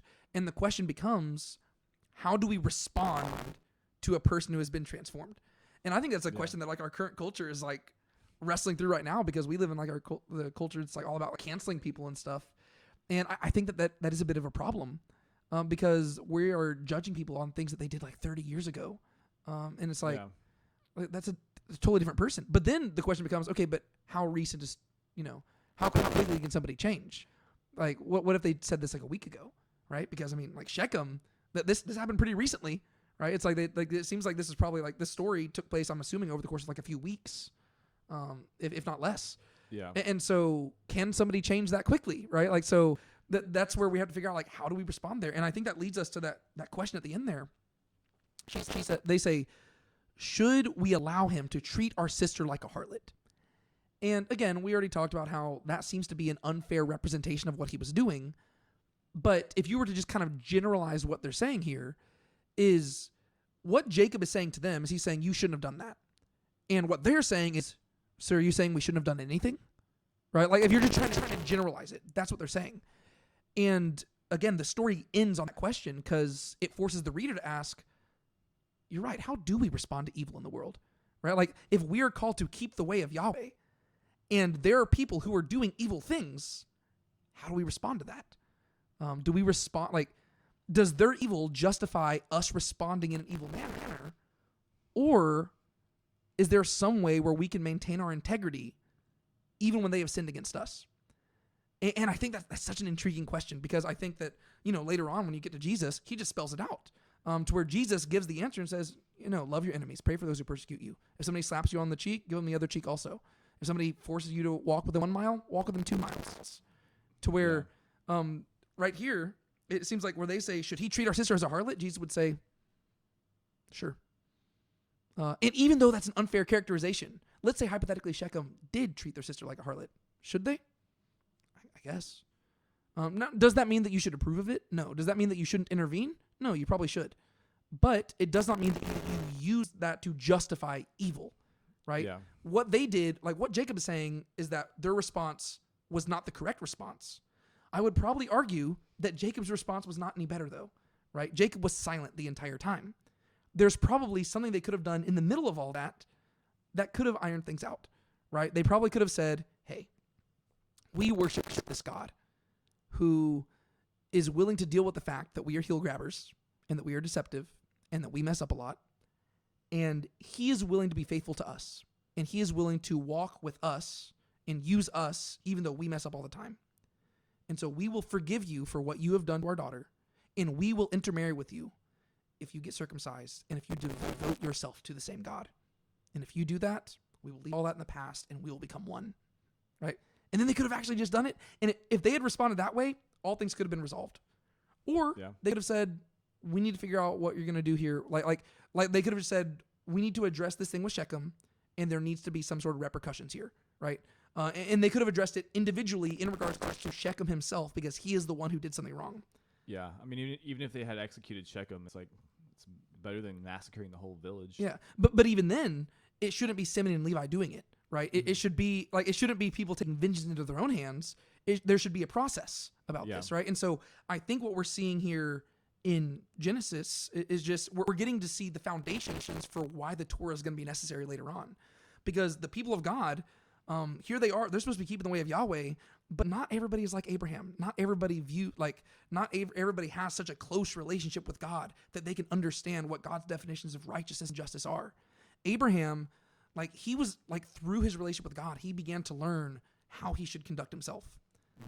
Simeon and Levi, they need it spelled out for them, right? How should we respond here? Well, later on, God's going to give them a Torah, and he's going to say, okay, here's the instructions. When somebody does this, and there's going to be cases for this, right? It's going to say, whenever a man sleeps with an unmarried woman, this is what you should do, right? And so it's laying the groundwork for why those laws are going to be necessary, because God is he's not just giving them black and white laws that are every single scenario.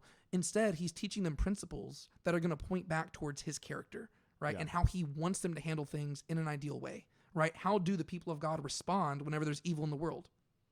Well, that's a difficult question to answer, right? Yeah. Should you just allow yourself to suffer under all sorts of abuse? In some instances, yes. In some instances, no. But how you answer no, it changes, because you should not be taking vengeance into your own hands, and you should not be retaliating. Yeah. There should be some sort of process behind how you address this, and you got to get it out of your hands, because if you put it in your hands, you're going to go too far, right? And that's where you're going to eventually get eye for eye, tooth for tooth, right? It's going to be if you take things into your own hands, you're going to do what Simeon and Levi did, and you're going to just go above and beyond. You're going to murder everybody. There's got to be some sort of equal sense of justice, and that's going to be the court's responsibility. And so that's where you get like the foundation of like government and stuff like that. And so I just find it interesting to where I love that this section ends with a question, because all of a sudden as a reader we have to ask, like we know what Simeon and Levi did was wrong, and we know what Jacob did was wrong, but now we have to ask, what was the ideal response? And we don't necessarily have a perfect answer. And so that forces us to keep reading scripture and see how God would have them respond. And it seems like in general, God would favor forgiveness over everything, which is crazy. And to where, like I said, like the book of Genesis is going to culminate with Joseph just forgiving his brothers for all the messed up stuff they did to him, which is pretty cool. Do you have any other thoughts you want to share about chapter 34 before we move on? I don't think so. Do you have anything you want to say? I kind of briefly addressed it, but the fact that Jacob is silent throughout this entire thing, to where Hamor comes and talks, and it says that he came to talk to Jacob. And we even heard that Jacob heard about what had happened. Mm-hmm. But it said, I think it even emphasizes that he kept his silence. Verse 5. Now Jacob heard that he had made Dinah unclean, but his sons were with the livestock in his field, so he kept silent until they came in. So you kind of get the idea that rather than doing things himself, it's like he's deferring to his sons, to where it's like he's almost treating his sons as like the leaders of the family here. Yeah. And then you have this conversation back and forth to where the sons are the ones leading the conversation, and then Jacob doesn't respond until the sons have done the wrong thing. Do you have any thoughts about that? I don't really have anywhere I'm trying to head with that in particular, but yeah, I'm not sure. One thing I will say, that I have noticed it more just ever since we talked about it a lot in our other Bible study, but like this trend of like people not really being the best parents throughout Scripture, and that was especially true in like the stories of like Samuel and Kings. And one thing that we saw, I don't necessarily think it's the same exact situation, but we saw with David after the whole Bathsheba incident, he was a much more like, especially as a father figure, he was a little bit weaker in the way that he responded. He was much more, he should have acted a lot more than he did. Well, and specifically whenever his son assaults his daughter, David does the same thing as Jacob. He just is kind of silent about it. That's right. Okay, I couldn't remember.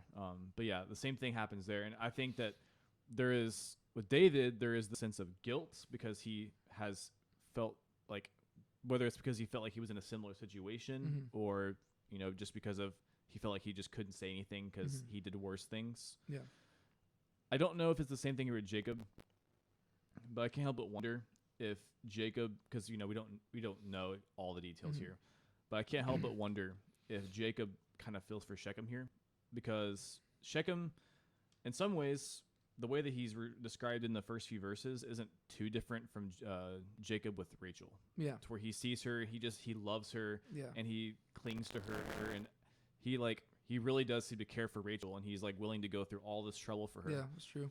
And maybe he just sees. Maybe he has a perspective that we as readers don't see, and maybe he feels for Shechem, but maybe he's afraid of upsetting his sons. Yeah, because he knows that his sons aren't going to respond that way. Yeah, because they don't understand like he would. Yeah, I know it's like especially the sons of Leah. Yeah, Simeon and Levi are like, we don't understand because you never loved our mom. Yeah, so that's obviously reading a lot into it. Yeah, that's like a lot of stuff that would be like adding to the text. Yeah, but I think that there has to be some sort of explanation like that, just because I think his silence is so striking, because everywhere else, Jacob is all about talking, right? I mean, if you read chapters like 32 and 33, whenever he's preparing to meet with Esau, he cannot stop talking. To where, like, this guy, he likes talking a lot. But in this story, where he really should be talking, he's silent.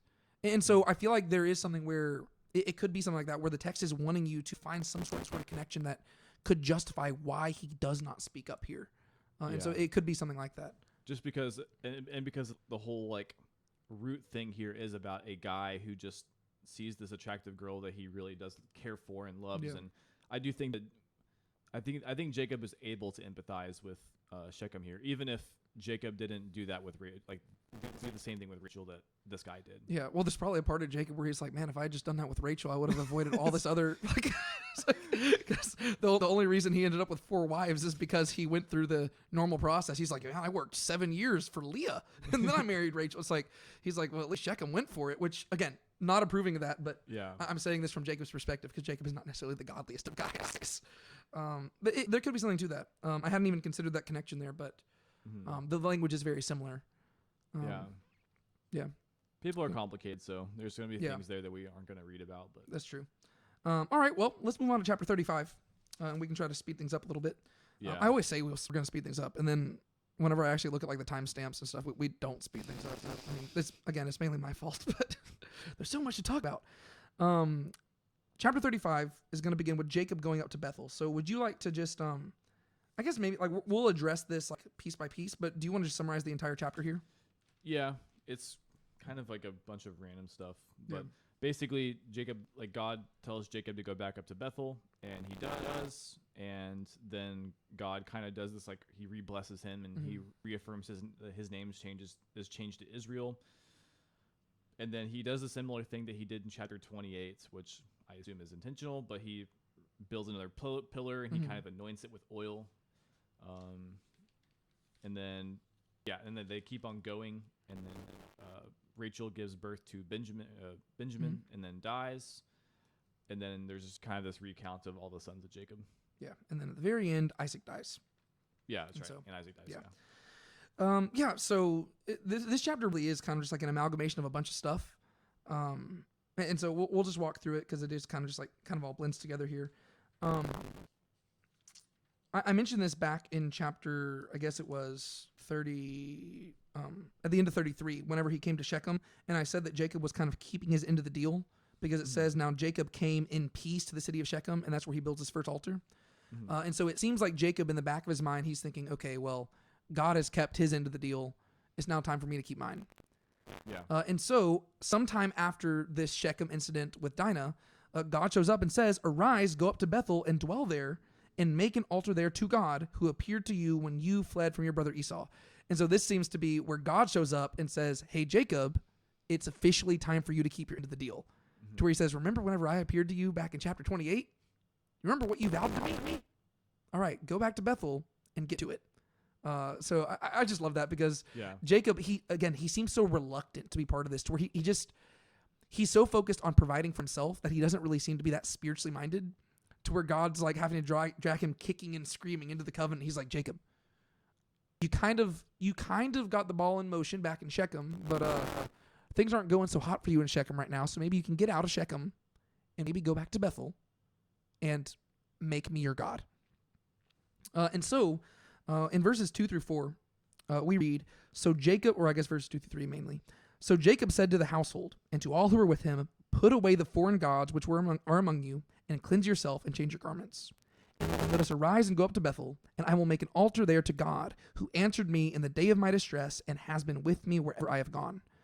And so a lot of the language there calls back to chapter 28, where he said, if you will be with me wherever I go, and you will take care of me. And so he basically says, it's time for us to go to Bethel because God kept his end of the deal.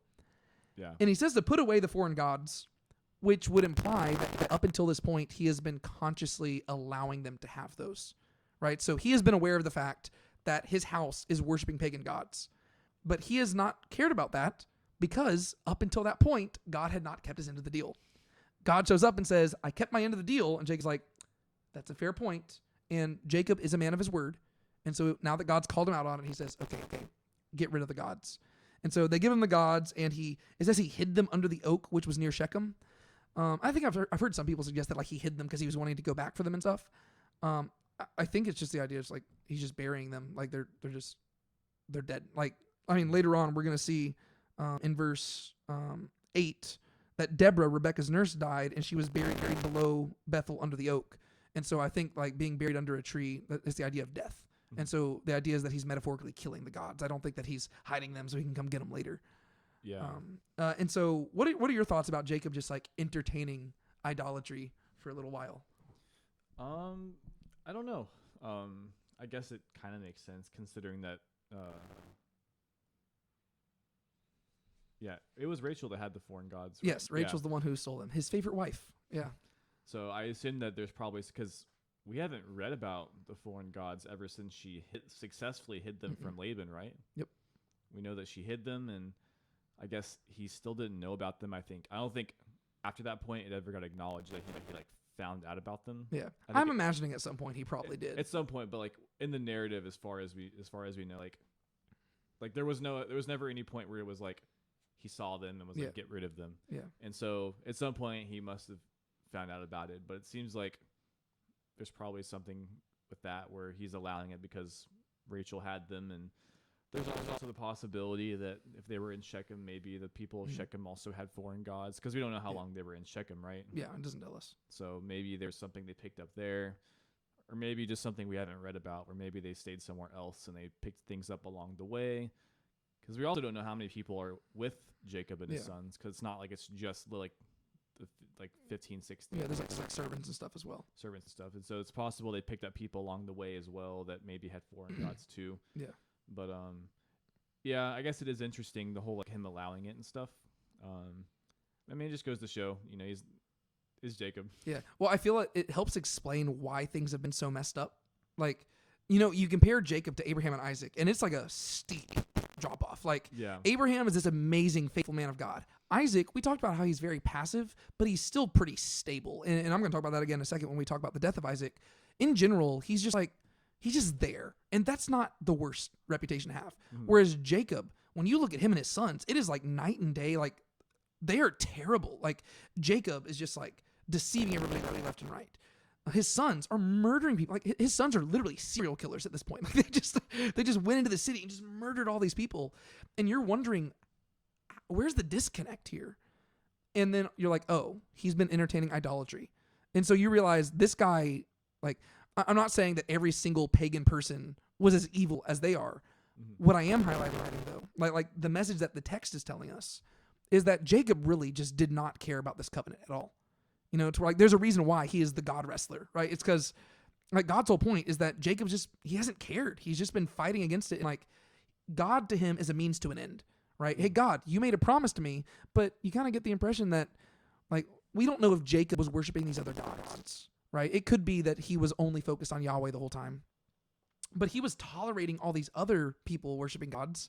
And they probably had the same sort of relationship where they're like, oh yeah, Baal says that he will give us rain. And so he's tolerating this in his household.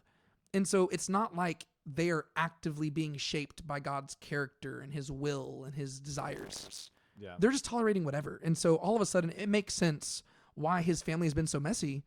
They're not focused on God at all. Yeah, like they're just doing whatever's right in their own eyes. And so finally in this moment, he says, put away the foreign gods. And they're all like, oh, we didn't know that you knew about those. He's like, yeah, I knew about them. Like, of course. And so they give over the gods. And finally, he is going to devote himself fully to Yahweh. But it's only because God asked him to, right? It's like, God's like, hey, by the way, Jacob, you haven't held up your end of the deal. And he's like, that's a valid point. And so they go to Bethel. And verses 2-3, the ones that I just read, where he's like saying, like, cleanse your garments and stuff like that. Does that bring to mind any other story for you in Torah? Whenever people are preparing to present themselves before God? There's one in particular I'm thinking of. It should.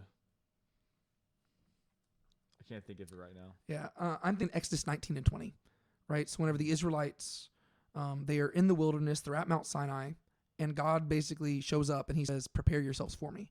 There are several parallels, right? So Jacob, he tells them to put away the foreign gods, and right after God appears on Mount Sinai, he's going to give the 10 commandments, and he's going to speak from the mountain. And the first commandment is, you shall have no other gods before me. Yeah. Right? And so there's that parallel to where the story starts with no other gods. And it really seems like as you work your way down through this story, it's working in reverse of Exodus 19 and 20, right? So Jacob begins by saying, put away the foreign gods. The first commandment is, you shall have no foreign gods, right? Jacob tells them to cleanse themselves, and Moses tells the people, don't go near a woman. And that's in Exodus chapter 19, verse 15, right? So he specifically tells people, like, to abstain from sex for a few days. So it's a part of, like, ritual cleansing. Jacob says to change their garments, or to cleanse their garments, And in chapter 19, verse 10 of Exodus, Moses says, cleanse your garments, right? And so it's all about them preparing for God's arrival. In verse 5 of this, it says that as Jacob and his sons are making their way to Bethel, it says that as they journeyed there, a terror from God fell upon the cities that were around them. And in the same way, whenever God descends on Mount Sinai, it says that the people were fearful and they like shrunk away. And then God appears in verse 9. It says, then God appeared to Jacob again. And sure enough, God appears on Mount Sinai in chapter 19 of Exodus, verses 18 through 20. And so to me, there's this callback to where it's like Exodus is calling back to this moment whenever there's like this sense of preparation as people are preparing themselves to be presented before God. And so Jacob realizes that maybe they've been conducting themselves in a not very clean manner, and they need to refine themselves. But it's too little too late. Yeah. And it's going to be the same thing in Exodus, right? Whenever the people present themselves before God, they're going to be so terrified of him that they say, Moses, you be a mediator between us. And so both of them are not going to be met by the proper response whenever God shows up. And so I think there is a intentional callback there. I can see that. I was going to ask you, what do you think's up with verse 5? Whenever it says there was a terror from God upon the cities which were around them. What's going on there? Honestly, when I read that, my first thought was just that if you go back to last chapter, it seems like God is kind of just helping them out. It seems like he got it, like for whatever reason. Well, I guess it can go two ways. Either that God is putting like terror on people so that they don't go after them because he's protecting them, or I guess it could be that. I guess it could be they're afraid of them because of what they did. But it does say there's a terror from God upon the cities, which makes me think that it's in response to Jacob's fear of the people around him. Does that make sense? Like that God is like putting fear on the people so that they don't attack them? Yeah. Well, I think it is that. And I think that it might be both things that you're saying there, because I think it might be tied to chapter 34. And I think this could be tied to like what Joseph says at the end of Genesis. What you meant for evil, God worked for good. What Simeon and Levi did at the end of chapter 34, absolutely reprehensible. God would never approve of it. But God can use bad things to bring about good purposes or good outcomes. And the end result is that people are terrified of Jacob and his family because, again, who would want to partner with them? And so I think that what we see here is that God is allowing them, like he is allowing people to be terrified of Jacob and the family because of their reputation. But it's a slight different terror than what you saw with like Abraham, right? Like where God has to show up to Abraham and say, do not fear Abraham. I will be a shield to you. And that's because, So in chapter 14, Abraham went and fought like the kings. Chapter 15, God says, do not fear Abraham. I'm a shield to you. To where people are afraid of Abraham, but they're so afraid of him that they might retaliate and attack. Whereas Jacob and his family, people are even more afraid of them. But it's almost like it's kind of like being afraid of Thanos versus being afraid of the Joker, right? You're afraid of them for different reasons. Thanos, he is calm and calculated, and you know what he's going to do is bad. The Joker is crazy, and you're more afraid of the Joker because you never know what he's going to do next. That's kind of what I think is going on here with Jacob and them, to where they're just so, like, God is allowing, like, what they did was evil, but God is using it to increase the greatness of their name to where people are terrified of them, to where it's almost like they're thugs. Like, I kind of imagine like the reputation of Israel right now, it's not the best thing, right? They're not a light shining in the darkness, but they are terrified of them. And I think the author is giving credit to God, saying he allowed that to, like, even what was evil, God has repurposed for good, to where, with Abraham, God had to say, I'll be a shield to you. Like, I'll protect you from people's retaliation. Whereas with Jacob, nobody's even wanting to retaliate. They're like, we don't even know what to do with those guys. Those two teenage kids were just out slaughtering people. And so I'm assuming that it is tied to chapter 34. Yeah, it says, and they did not pursue the sons of Jacob. So, like, the way I thought of it was that they were going to be pursuing them because of this, even though we don't know, like, if there was time gap between 34 and 35 because of the way that they end. Yeah, but I'm assuming that the pursuing is in response. Like, it's like somebody's wanting to pay them back for what they've done, but something kept them back. And it seems to me that it was like just terror of like what would happen. And the author, rather than giving credit to Simeon and Levi because it's like, wow, what they did was so amazing, the author is giving credit to God and saying that God used that fear as a protection from them so nobody chased after them. And they basically, in spite of all they did, there were no repercussions, right? They were allowed to leave Shechem, and people just allowed it to happen. But now they have like the reputation of being like these like thugs who just go do whatever they want. And so Jacob came to Luz, which is Bethel, which is in the land of Canaan, he and all the people who were with him. And look, he builds another altar. That's great. Second altar he built. And he calls it El Bethel, which is just the God of Bethel. So the God of the house of God. Because there God had revealed himself to him when he fled from his brother. And so this is, again, him fulfilling his end of the deal. Mm-hmm. He said, if you will bring me back, I will make you my God. Well, God has literally brought him back to Bethel. And so he makes an altar and says, El Bethel, the God of Bethel. Mm-hmm. So then we read in verse 8, then Deborah, Rebekah's nurse, died, and she was buried below Bethel under the oak, and it was named Alon Bakuth. Why is that important? Up until this point, Rebekah's nurse has been mentioned one time, and that was in chapter 24, whenever Laban and Bethuel and the mom sent Rebekah away with Abraham's servant, and it said, and her nurse went with her. I'm assuming this is the same nurse, but up until this point, we have not known her name. Mm-hmm. And now we hear about her death, and we never even hear about Rebekah's death. Why do you think it's mentioned here?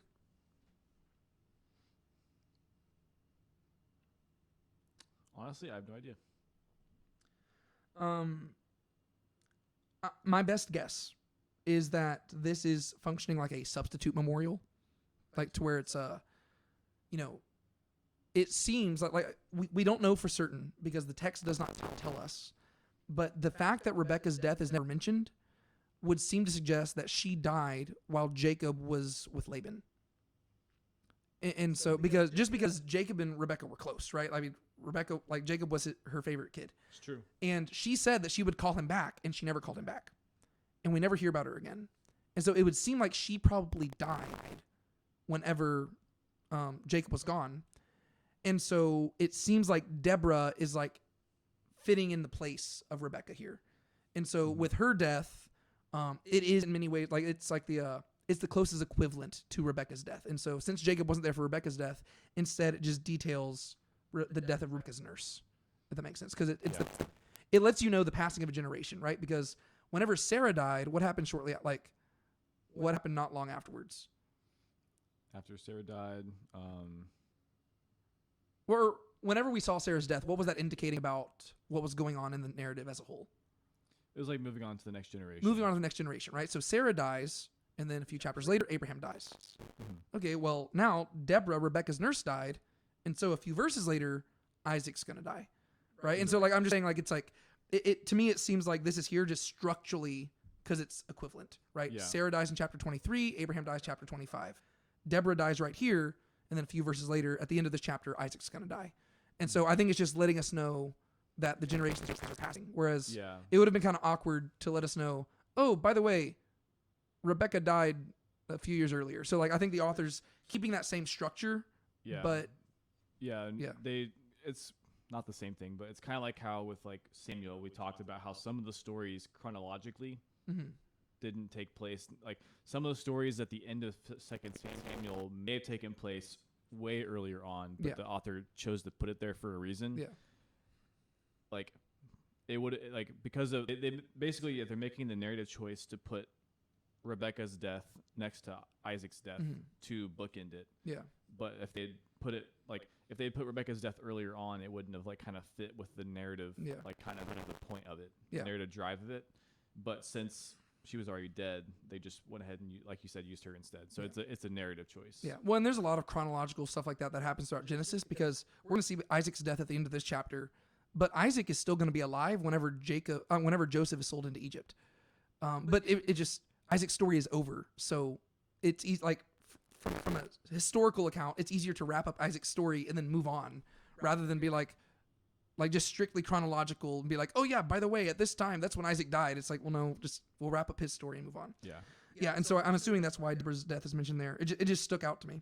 And so then Jacob, like he's in Bethel, God shows up to him, he blesses him, and he restates again, your name is Jacob, you shall no longer be Jacob, but Israel shall be your name. My question to you, and we don't have to go super long on this, but why do you think that Jacob's name is changed twice? Because he was already told this in chapter 32, but now he's told it again right here. And then what's even weirder about this is that Jacob, like whenever Abraham's name was changed, right, from Abram to Abraham, and whenever Sarai was changed from Sarai to Sarah, from that point forward in the narrative, they were always called Abraham and Sarah. They were never called Abram and Sarai again. Whereas Jacob, his name is changed to Israel twice in 32 and 35. But as the text goes forward, it's never just going to call him Israel. It's going to call him Jacob and Israel. It's going to go back and forth. What do you think that suggests about Jacob as a character? Why do you think that might be necessary? I guess the first thing, I guess I hadn't even noticed it, but I would say that for one thing, I wouldn't say his name is probably changed twice, but if anything, it's more reconfirming in verse 32 or in chapter 32, because technically, depending on what you like, how you take chapter 32, it was the guy that Jacob seemed to think was God that changed his name to Israel. It seems like maybe here he is kind of like, this would be kind of like confirmation that was God, if anything. Yeah. On top of that, I guess you could also say that there is a literary kind of like a bookend where like you have in between these two name change discourses, it's like nothing's changed in that sense. And then you were saying how sometimes like his name will not stay Israel the whole time. I think we've talked about this before. I don't remember if there's anybody else that's been like this in scripture where they had the two names like that. But it's like Peter, how sometimes he'll be called Peter, sometimes Simon Peter, so on. It's possible that maybe the name will change depending on how he's acting. Yeah, like if he's acting more like Jacob or more like his old self or more like his newer self. Yeah, I think that's probably why his name goes back and forth, because when Abraham and Sarah's names were changed, those were tied to like shifts in the covenantal promises, right? And so those things couldn't really go back. Right. Once Abraham became a father of many nations, there was no going back to just exalted father. You know what I mean? So once those names were changed, it's like, well, yeah, that's their name going forward. Whereas both the names Jacob and Israel are inherently tied to Jacob's character. Right. Jacob is the heel grabber and Israel is the God wrestler. And I think also, so it's not only how Jacob is acting, but also how he's functioning in that moment. Jacob is more clearly associated with the heel-grabbing individual we've been dealing with over the course of the last few chapters. Whereas Israel is the name we associate with the patriarch who will be the founder of the nation. And so I do think that whenever the name goes back and forth, I haven't done like a deep study of this, but I imagine that going forward, if you were to like just track when Jacob is used and Israel is used, it probably ties to either how he is functioning or how he is acting. Right, so is it emphasizing the person or is it emphasizing him as a patriarch? Like his position. Yeah. And is it emphasizing him being deceiver like Jacob or him striding like Israel? And so I would assume that that's probably, I mean, we're not going to bother tracing every single instance. That'd be more like an after show thing. But I would imagine that's probably more how it's used. That makes sense. And then other thing just worth noting is that pretty much verses 10 through 12 here are basically the equivalent for Jacob of what Abraham experienced in chapter 17. Much of the language directly calls back to where whenever God says to him, your name is Jacob, your name shall no longer be, or your name is Jacob, your name shall no longer be called Jacob, but Israel shall be your name. That directly calls back to Genesis chapter 17, verse 5, when he says, your name shall no longer be called Abram, but Abraham shall be your name. And in verse 11, God said to him, I am El Shaddai, I am God Almighty. Well, that directly calls back to the beginning of God's conversation with Abraham in chapter 17, where he said, I am God Almighty, El Shaddai, walk before me and be blameless.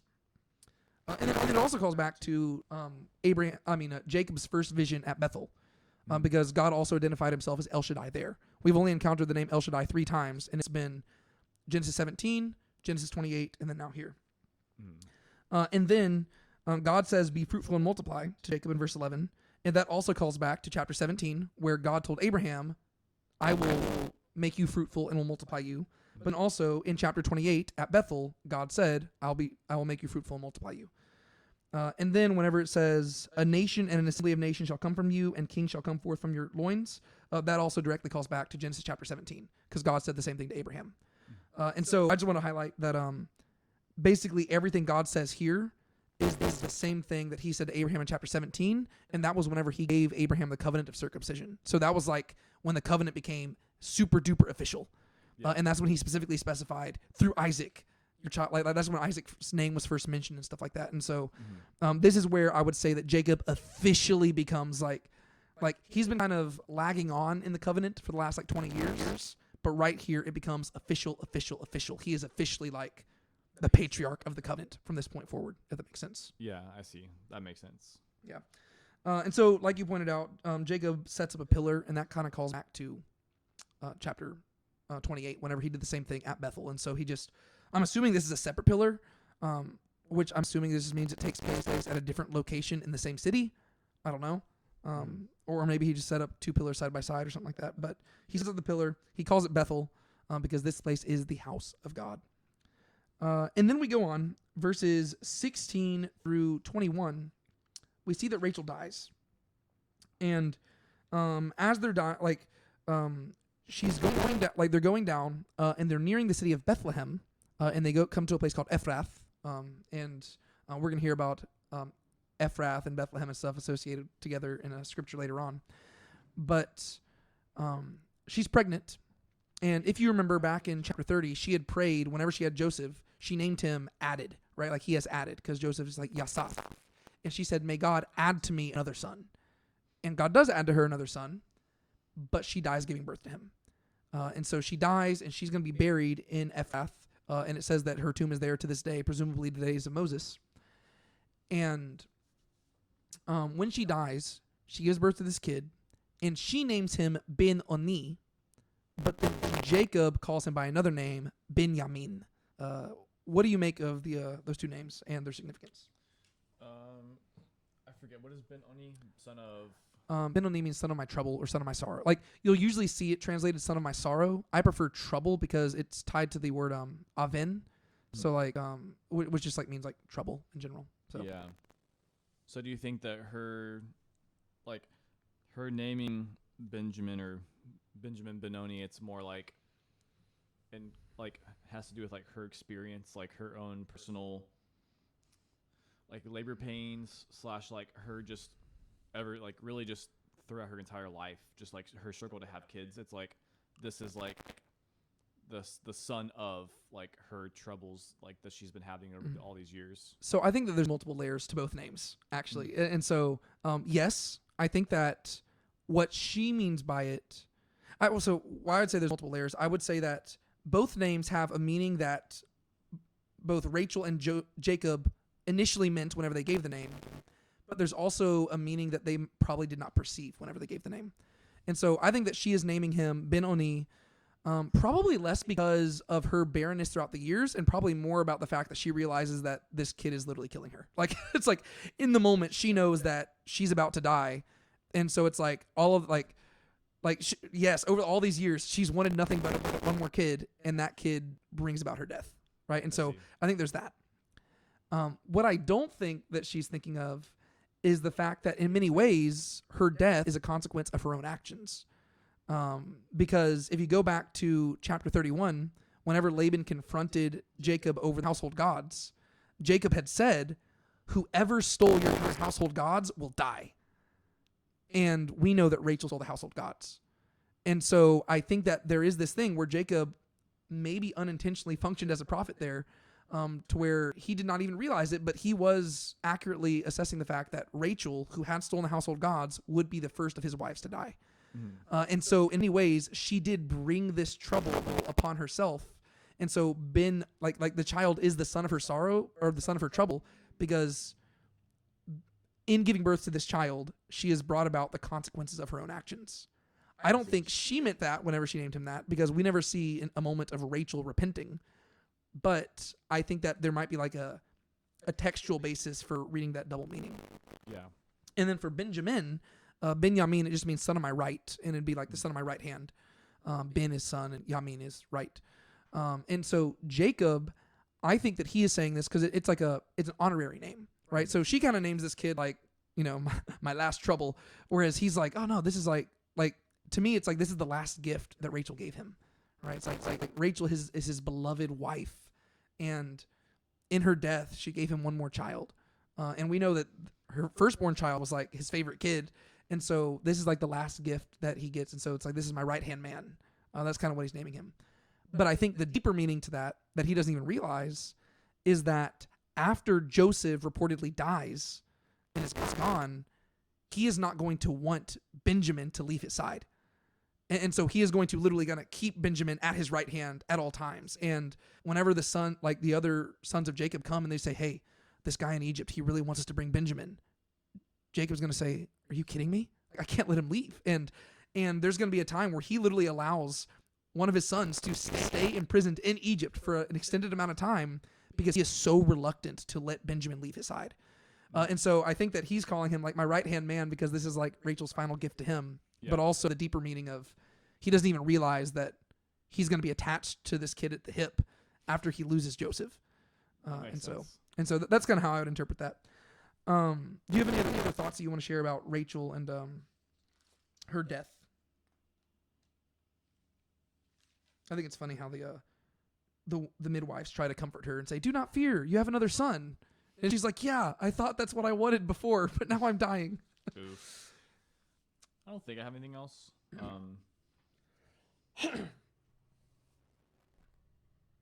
mean, I guess he puts a pillar up over her grave, and then he pitches tent beyond the Tower of Adair. Yeah. I'm not sure where Adair is, but yeah, I forget what that means. It's I think it's like Tower of the Flocks. Like I think it's just like a place near Bethlehem. gotcha. I think it's mentioned like one other time in Scripture. I think it's like Migdal Adair. Okay, so you go to verses 22 through 27, and it just gives you a recap of all the kids Jacob has had. And so he had 6 with Leah, and then he had 2 with all the other women. And so this time the children are not listed in chronological order. They're listed by wife. And so it goes Leah first because she is the first one that he was married to. Rachel is second because she is his favorite wife. And then Bilhah and Zilpah are listed the last 2 because they are like the kind of concubines. And I'm assuming Bilhah is listed first because she is Rachel's concubine. And since Rachel was his favorite, he counts her first. Yeah, and I guess technically he got Bilhah first too, right? Yes, yeah, he received Bilhah before Zilpah, and so it's like it prioritizes actual wife, favorite wife, and then first concubine, second concubine. I guess that's kind of how you would organize that. And then verses 28 and 29. Now the days of Isaac were 180 years, and Isaac breathed his last and died and was gathered to his people, an old man and full of days, and his sons Esau and Jacob buried him. And those verses directly correspond to what we read about Abraham at his death. Because in Abraham's case, in chapter 25, verses 7 through 9, it said, these are the days of the years of the life of Abraham, which he lived, 175 years. And Abraham breathed his last and died in good gray hair and satisfied. And he was gathered to his people, and Isaac and Ishmael, his sons, buried him.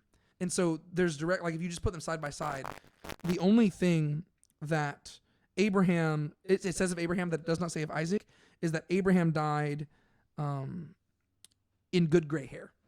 And that was specifically tied to something that God himself had promised in Genesis 15, right? God had said, your descendants will go down and they will be afflicted in this land, but you will die in good gray hair.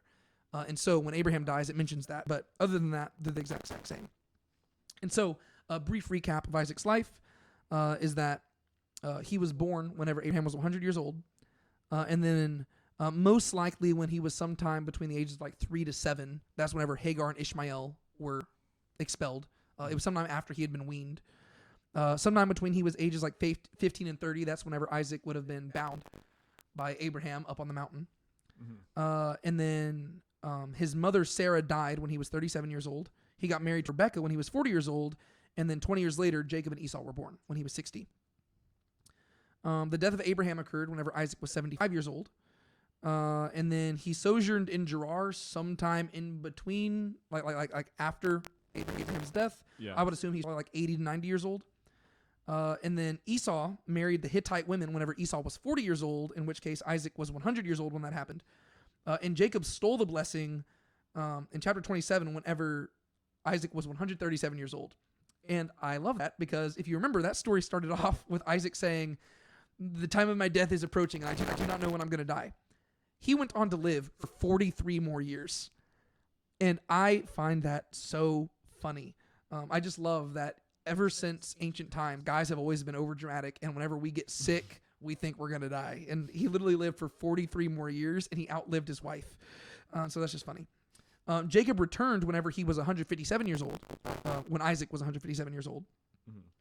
And then Isaac actually lived for another 23 years once Jacob returned, which also means that Isaac was 168 years old whenever Joseph is going to be sold into Egypt, because Joseph's only going to be 17 years old whenever he's sold into Egypt. And so Isaac is actually going to live for 12 years after Joseph is sold into Egypt. But the reason why the text mentions his death now is because it'd be kind of awkward to just like mention it later on, because we're going to be focused on Joseph in Egypt. And so there is basically Isaac's story, and just some things to highlight about Isaac is that of the three patriarchs, he was without a doubt the most stable just of all of them. Yeah. He is the only patriarch of like Abraham, Isaac, and Jacob to have never left the land of Canaan. He is the only patriarch to have never had a name change. He is the only patriarch to only have one wife. And he also experiences no life-altering theophanies. God never, I mean, it says that God like blessed him and stuff, but he never had like these mind-blowing experiences that Abraham and Jacob had. Yeah. And it doesn't seem like he needed them. It seems like Isaac was just in general like a pretty just chill guy. He's like the definition of he gets to reap the rewards of like his father's work. Yeah. It's like, the family that moves to a new land to make a new life for themselves, and like so that their kids can like live a better life. He's like the prime example of that. Yeah, it seems like Isaac's main purpose in the story is his continuity. Like his main job is to inherit and preserve, and that's what he does. And so, good job for Isaac. Which then leads us to chapter 36, which I think we can probably go through pretty quickly, mainly because whenever I was copying this down, I was really tired when I was copying it down. And let me just say, this chapter did not do much to wake me up, because chapter 36 is it's the generations of Esau. It is the Toledot Esau. Would you like to tell us what happens in this chapter, if anything happens? I say nothing really happens, to be honest. I think there's one part where there is a little event. Verses 6 and 7, maybe? Is it the separation? Yes. Yeah. It just says that he went away from Jacob. So that's kind of a continuation. Other than that, it's really just generations. So it just details his descendants. I guess more specifically, it's in the context of like tribes and chiefs, which probably makes sense considering where the story is going. Yeah. Because we're going to get into 12 tribes of Israel. Yeah. And so with Esau, it's going to go into like the different tribes that are going to come from him, the different chieftains. And it's probably going to be worth going forward being aware of some of the names here too. Yeah. Yeah, so if you're just wanting like just a general outline of this genealogy, I had to break this down just because honestly it's kind of confusing because all the names are getting repeated and stuff like that, and it's not as straightforward as some other genealogies. Basically, verses 1 through 8 are dealing with Esau's immediate family. And so this is just like, you could just think of this as like Esau himself and his like direct immediate family. And then verses 9 through 19 are the expanded genealogy. And so you could view this as the tribes of Edom, right? So if verses 1 through 8 are the family of Esau, then verses 9 through 19 are the tribes of Edom. And then verses 20 through 30 actually take a little detour, and they talk about a different people group altogether. And these would be the Horites. And those are the people who were living in the land of Seir before Esau and the Edomites came.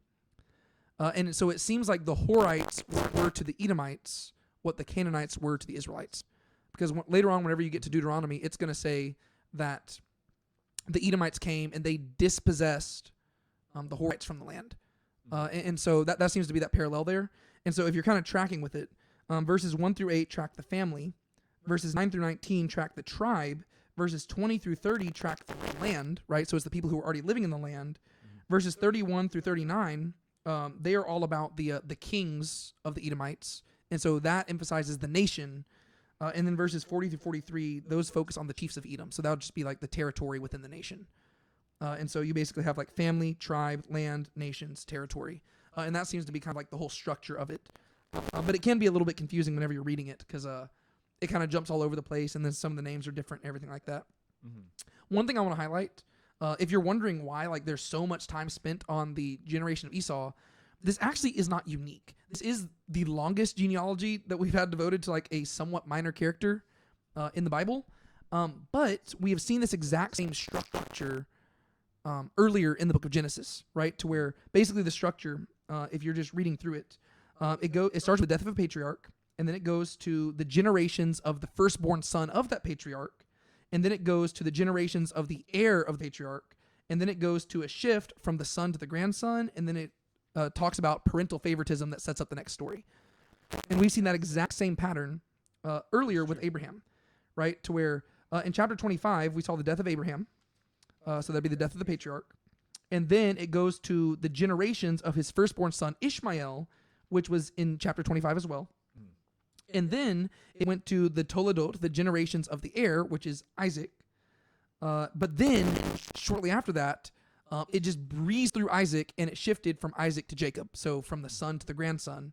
And then we got to see that there was some parental favoritism going on, to where Isaac's favorite son was Esau, and Rebekah's favorite son was Jacob.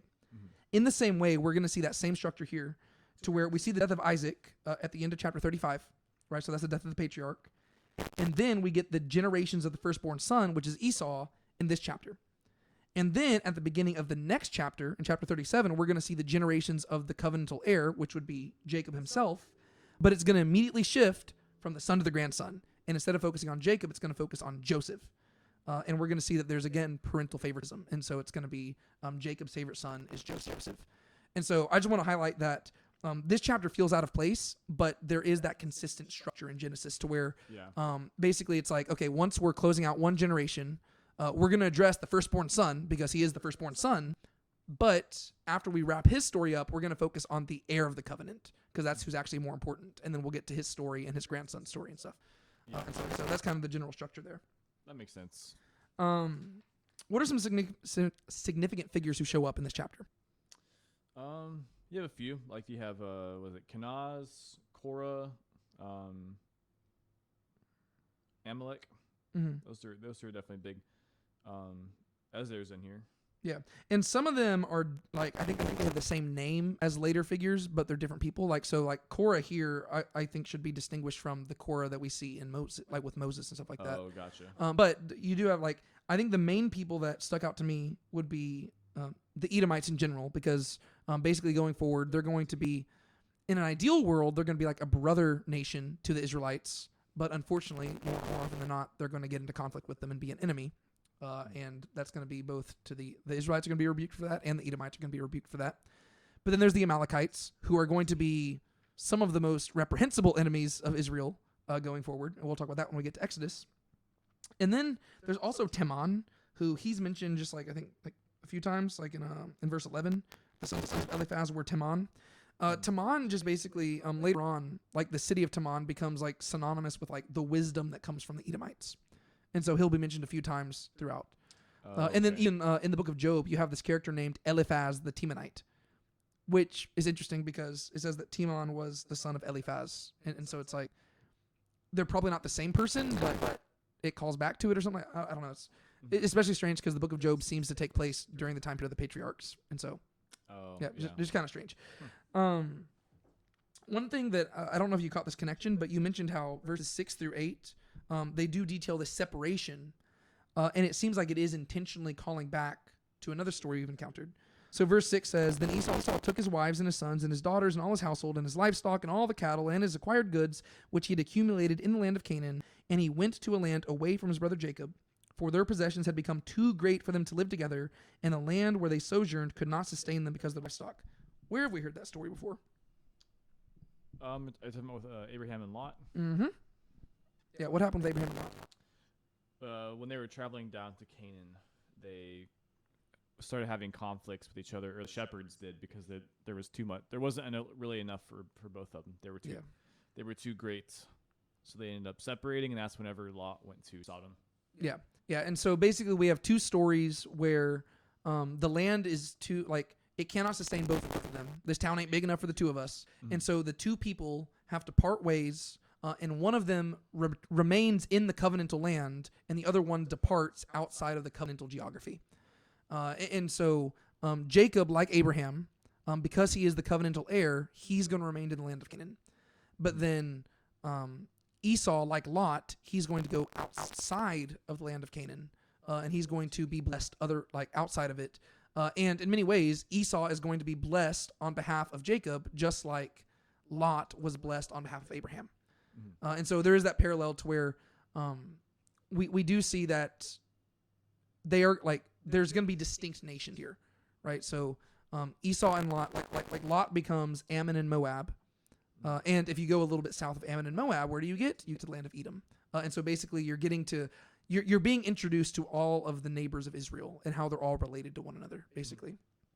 And so I just thought that was interesting that story intentionally calls back to that, to where you do see this separation once again. And then there's only one thing to mention. I've got really two things, I guess, left, and then we can wrap this up because it's been a long episode. Let me ask you to see if you can get where I'm heading here, but you might have other thoughts. This is the first time we really hear about kings reigning, right? It talks about there being kings over the Edomites and stuff like that, and it devotes a lot of time to them in verses 31 through 39, to where it just talks about, and there was this king, and he died, and so reigned in his place, and he died, and so reigned in his place. Why do you think that's significant? I mean, you already kind of mentioned part of it, like we're about to start focusing on the tribes of Israel, but what do you think is going on there? It could be a couple things. For one, it's probably worth noting that in verse 31, it says, these are the kings who reigned in the land before King of the sons of Israel reigned. And so that's already kind of telling us that Israel's going to have kings.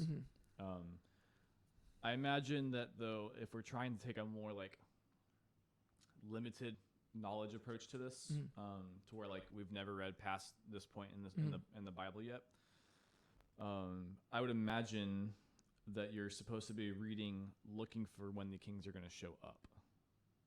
When the kings of Israel show up? Yeah. So I think the main thing I would take out of it is just the idea of that it seems like the Edomite kingdom is established pretty immediately, whereas the Israelite one is delayed.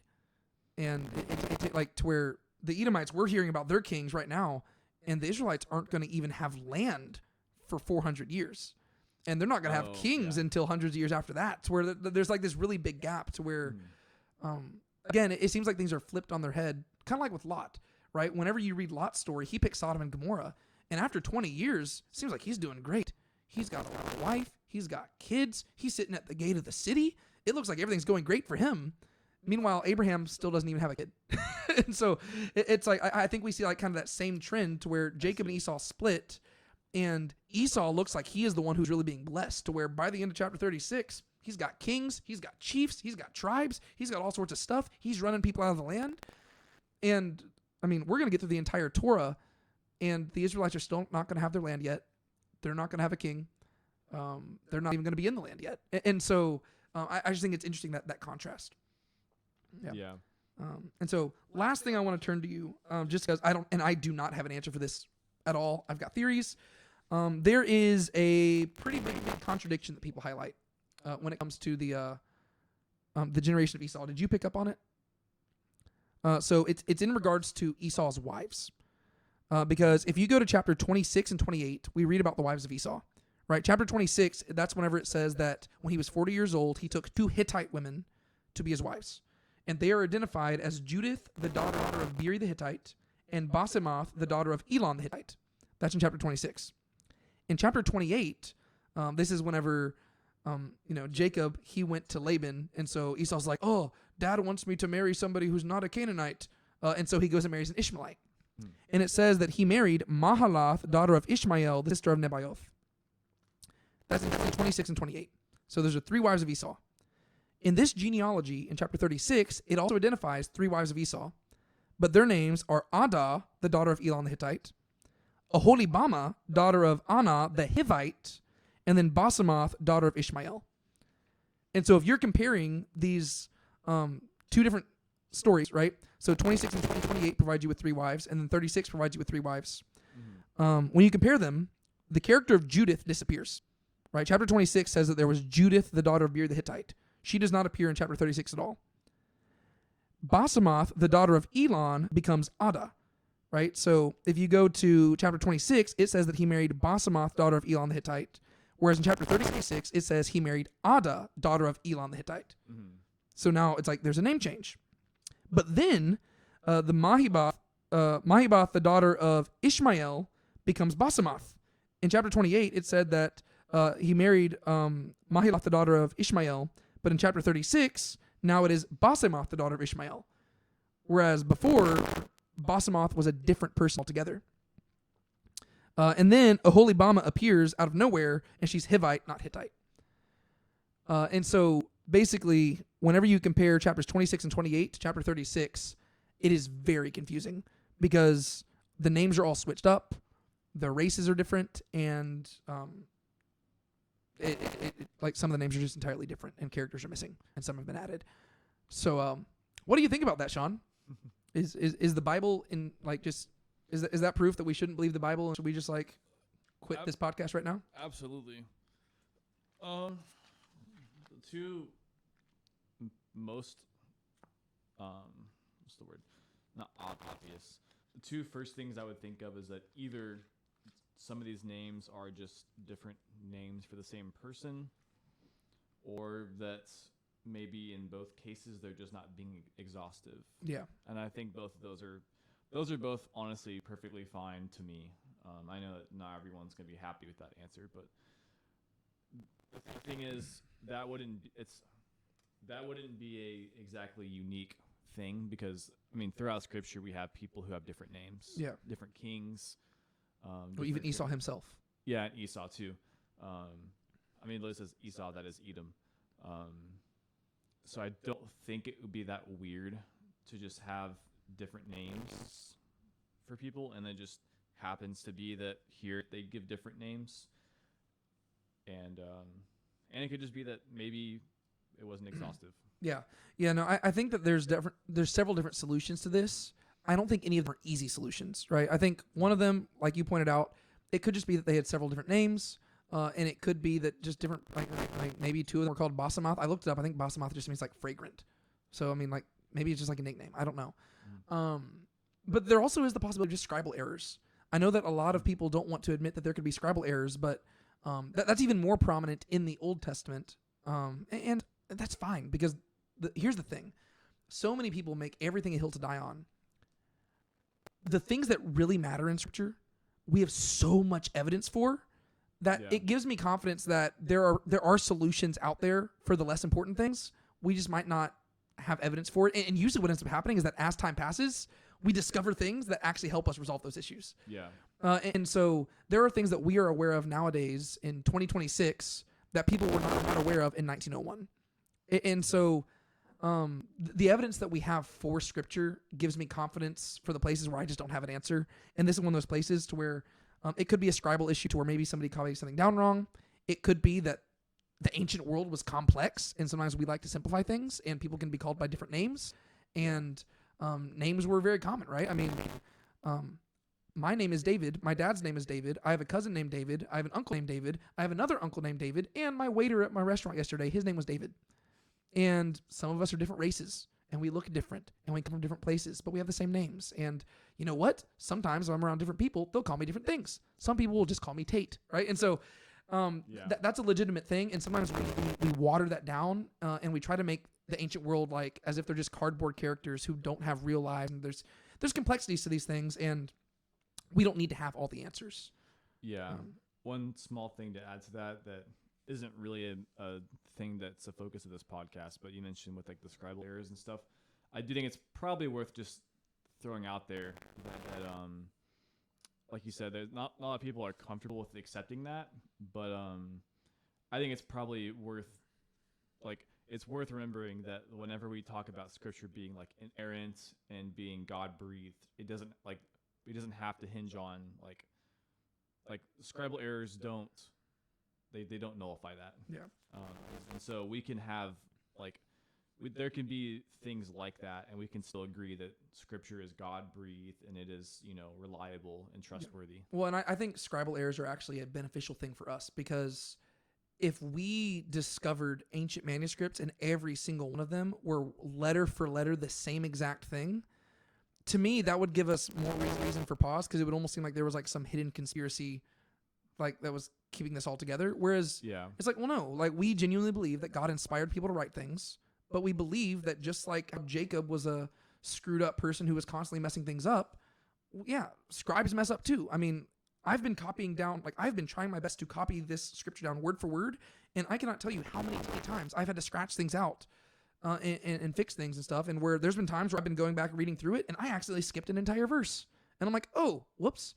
And so that happens, right? Yeah. And so it's actually beneficial to us that there are scribal errors because we have so many manuscripts that we can compare them and we can begin to arrive at what the original was, and we can have confidence that, you know, like we have yet to discover a scribe, like a manuscript that like radically transforms everything we ever thought we knew. Yeah. No, all this stuff is consistently the same, but there are some issues that are legitimate issues, and as Christians, we should be willing to admit to those, right? There are some Christians who will try to wave them off and be like, it's nothing. No, it is something. Like this is a difficult thing to wrestle through, but there are many solutions that we just have to recognize that they offer themselves, but then also they might be yet to be discovered and stuff. And so we just need to realize that not like our faith doesn't hinge on every single element in Scripture, right? There are certain things our faith does hinge on, and we have so much evidence for that it gives us confidence for the other stuff as well. And we would just trust that God will He will provide the answer, or He will just allow us to be content with ignorance a little bit. And so, Yeah. do you have anything else you want to add to the section? I know we went pretty long here. It didn't help. We took like a slight pause halfway through, and it was only probably a 2-minute pause, but just recharged me and got me ready to talk some more. Yeah. Do you have anything else you want to add to this episode before we wrap up? Not really. I think I'm good, actually. All right, cool. Well, thank you so much for watching this episode of Talking Through the Text. I am David Tate, And I'm Sean Powell. and we see you all next time. Bye. Thanks for listening to Talking Through the Text. If you enjoyed this episode and want more like it, be sure to subscribe and share it with someone who might enjoy it too. Stay tuned for more episodes coming your way. Until next time, keep talking through the text.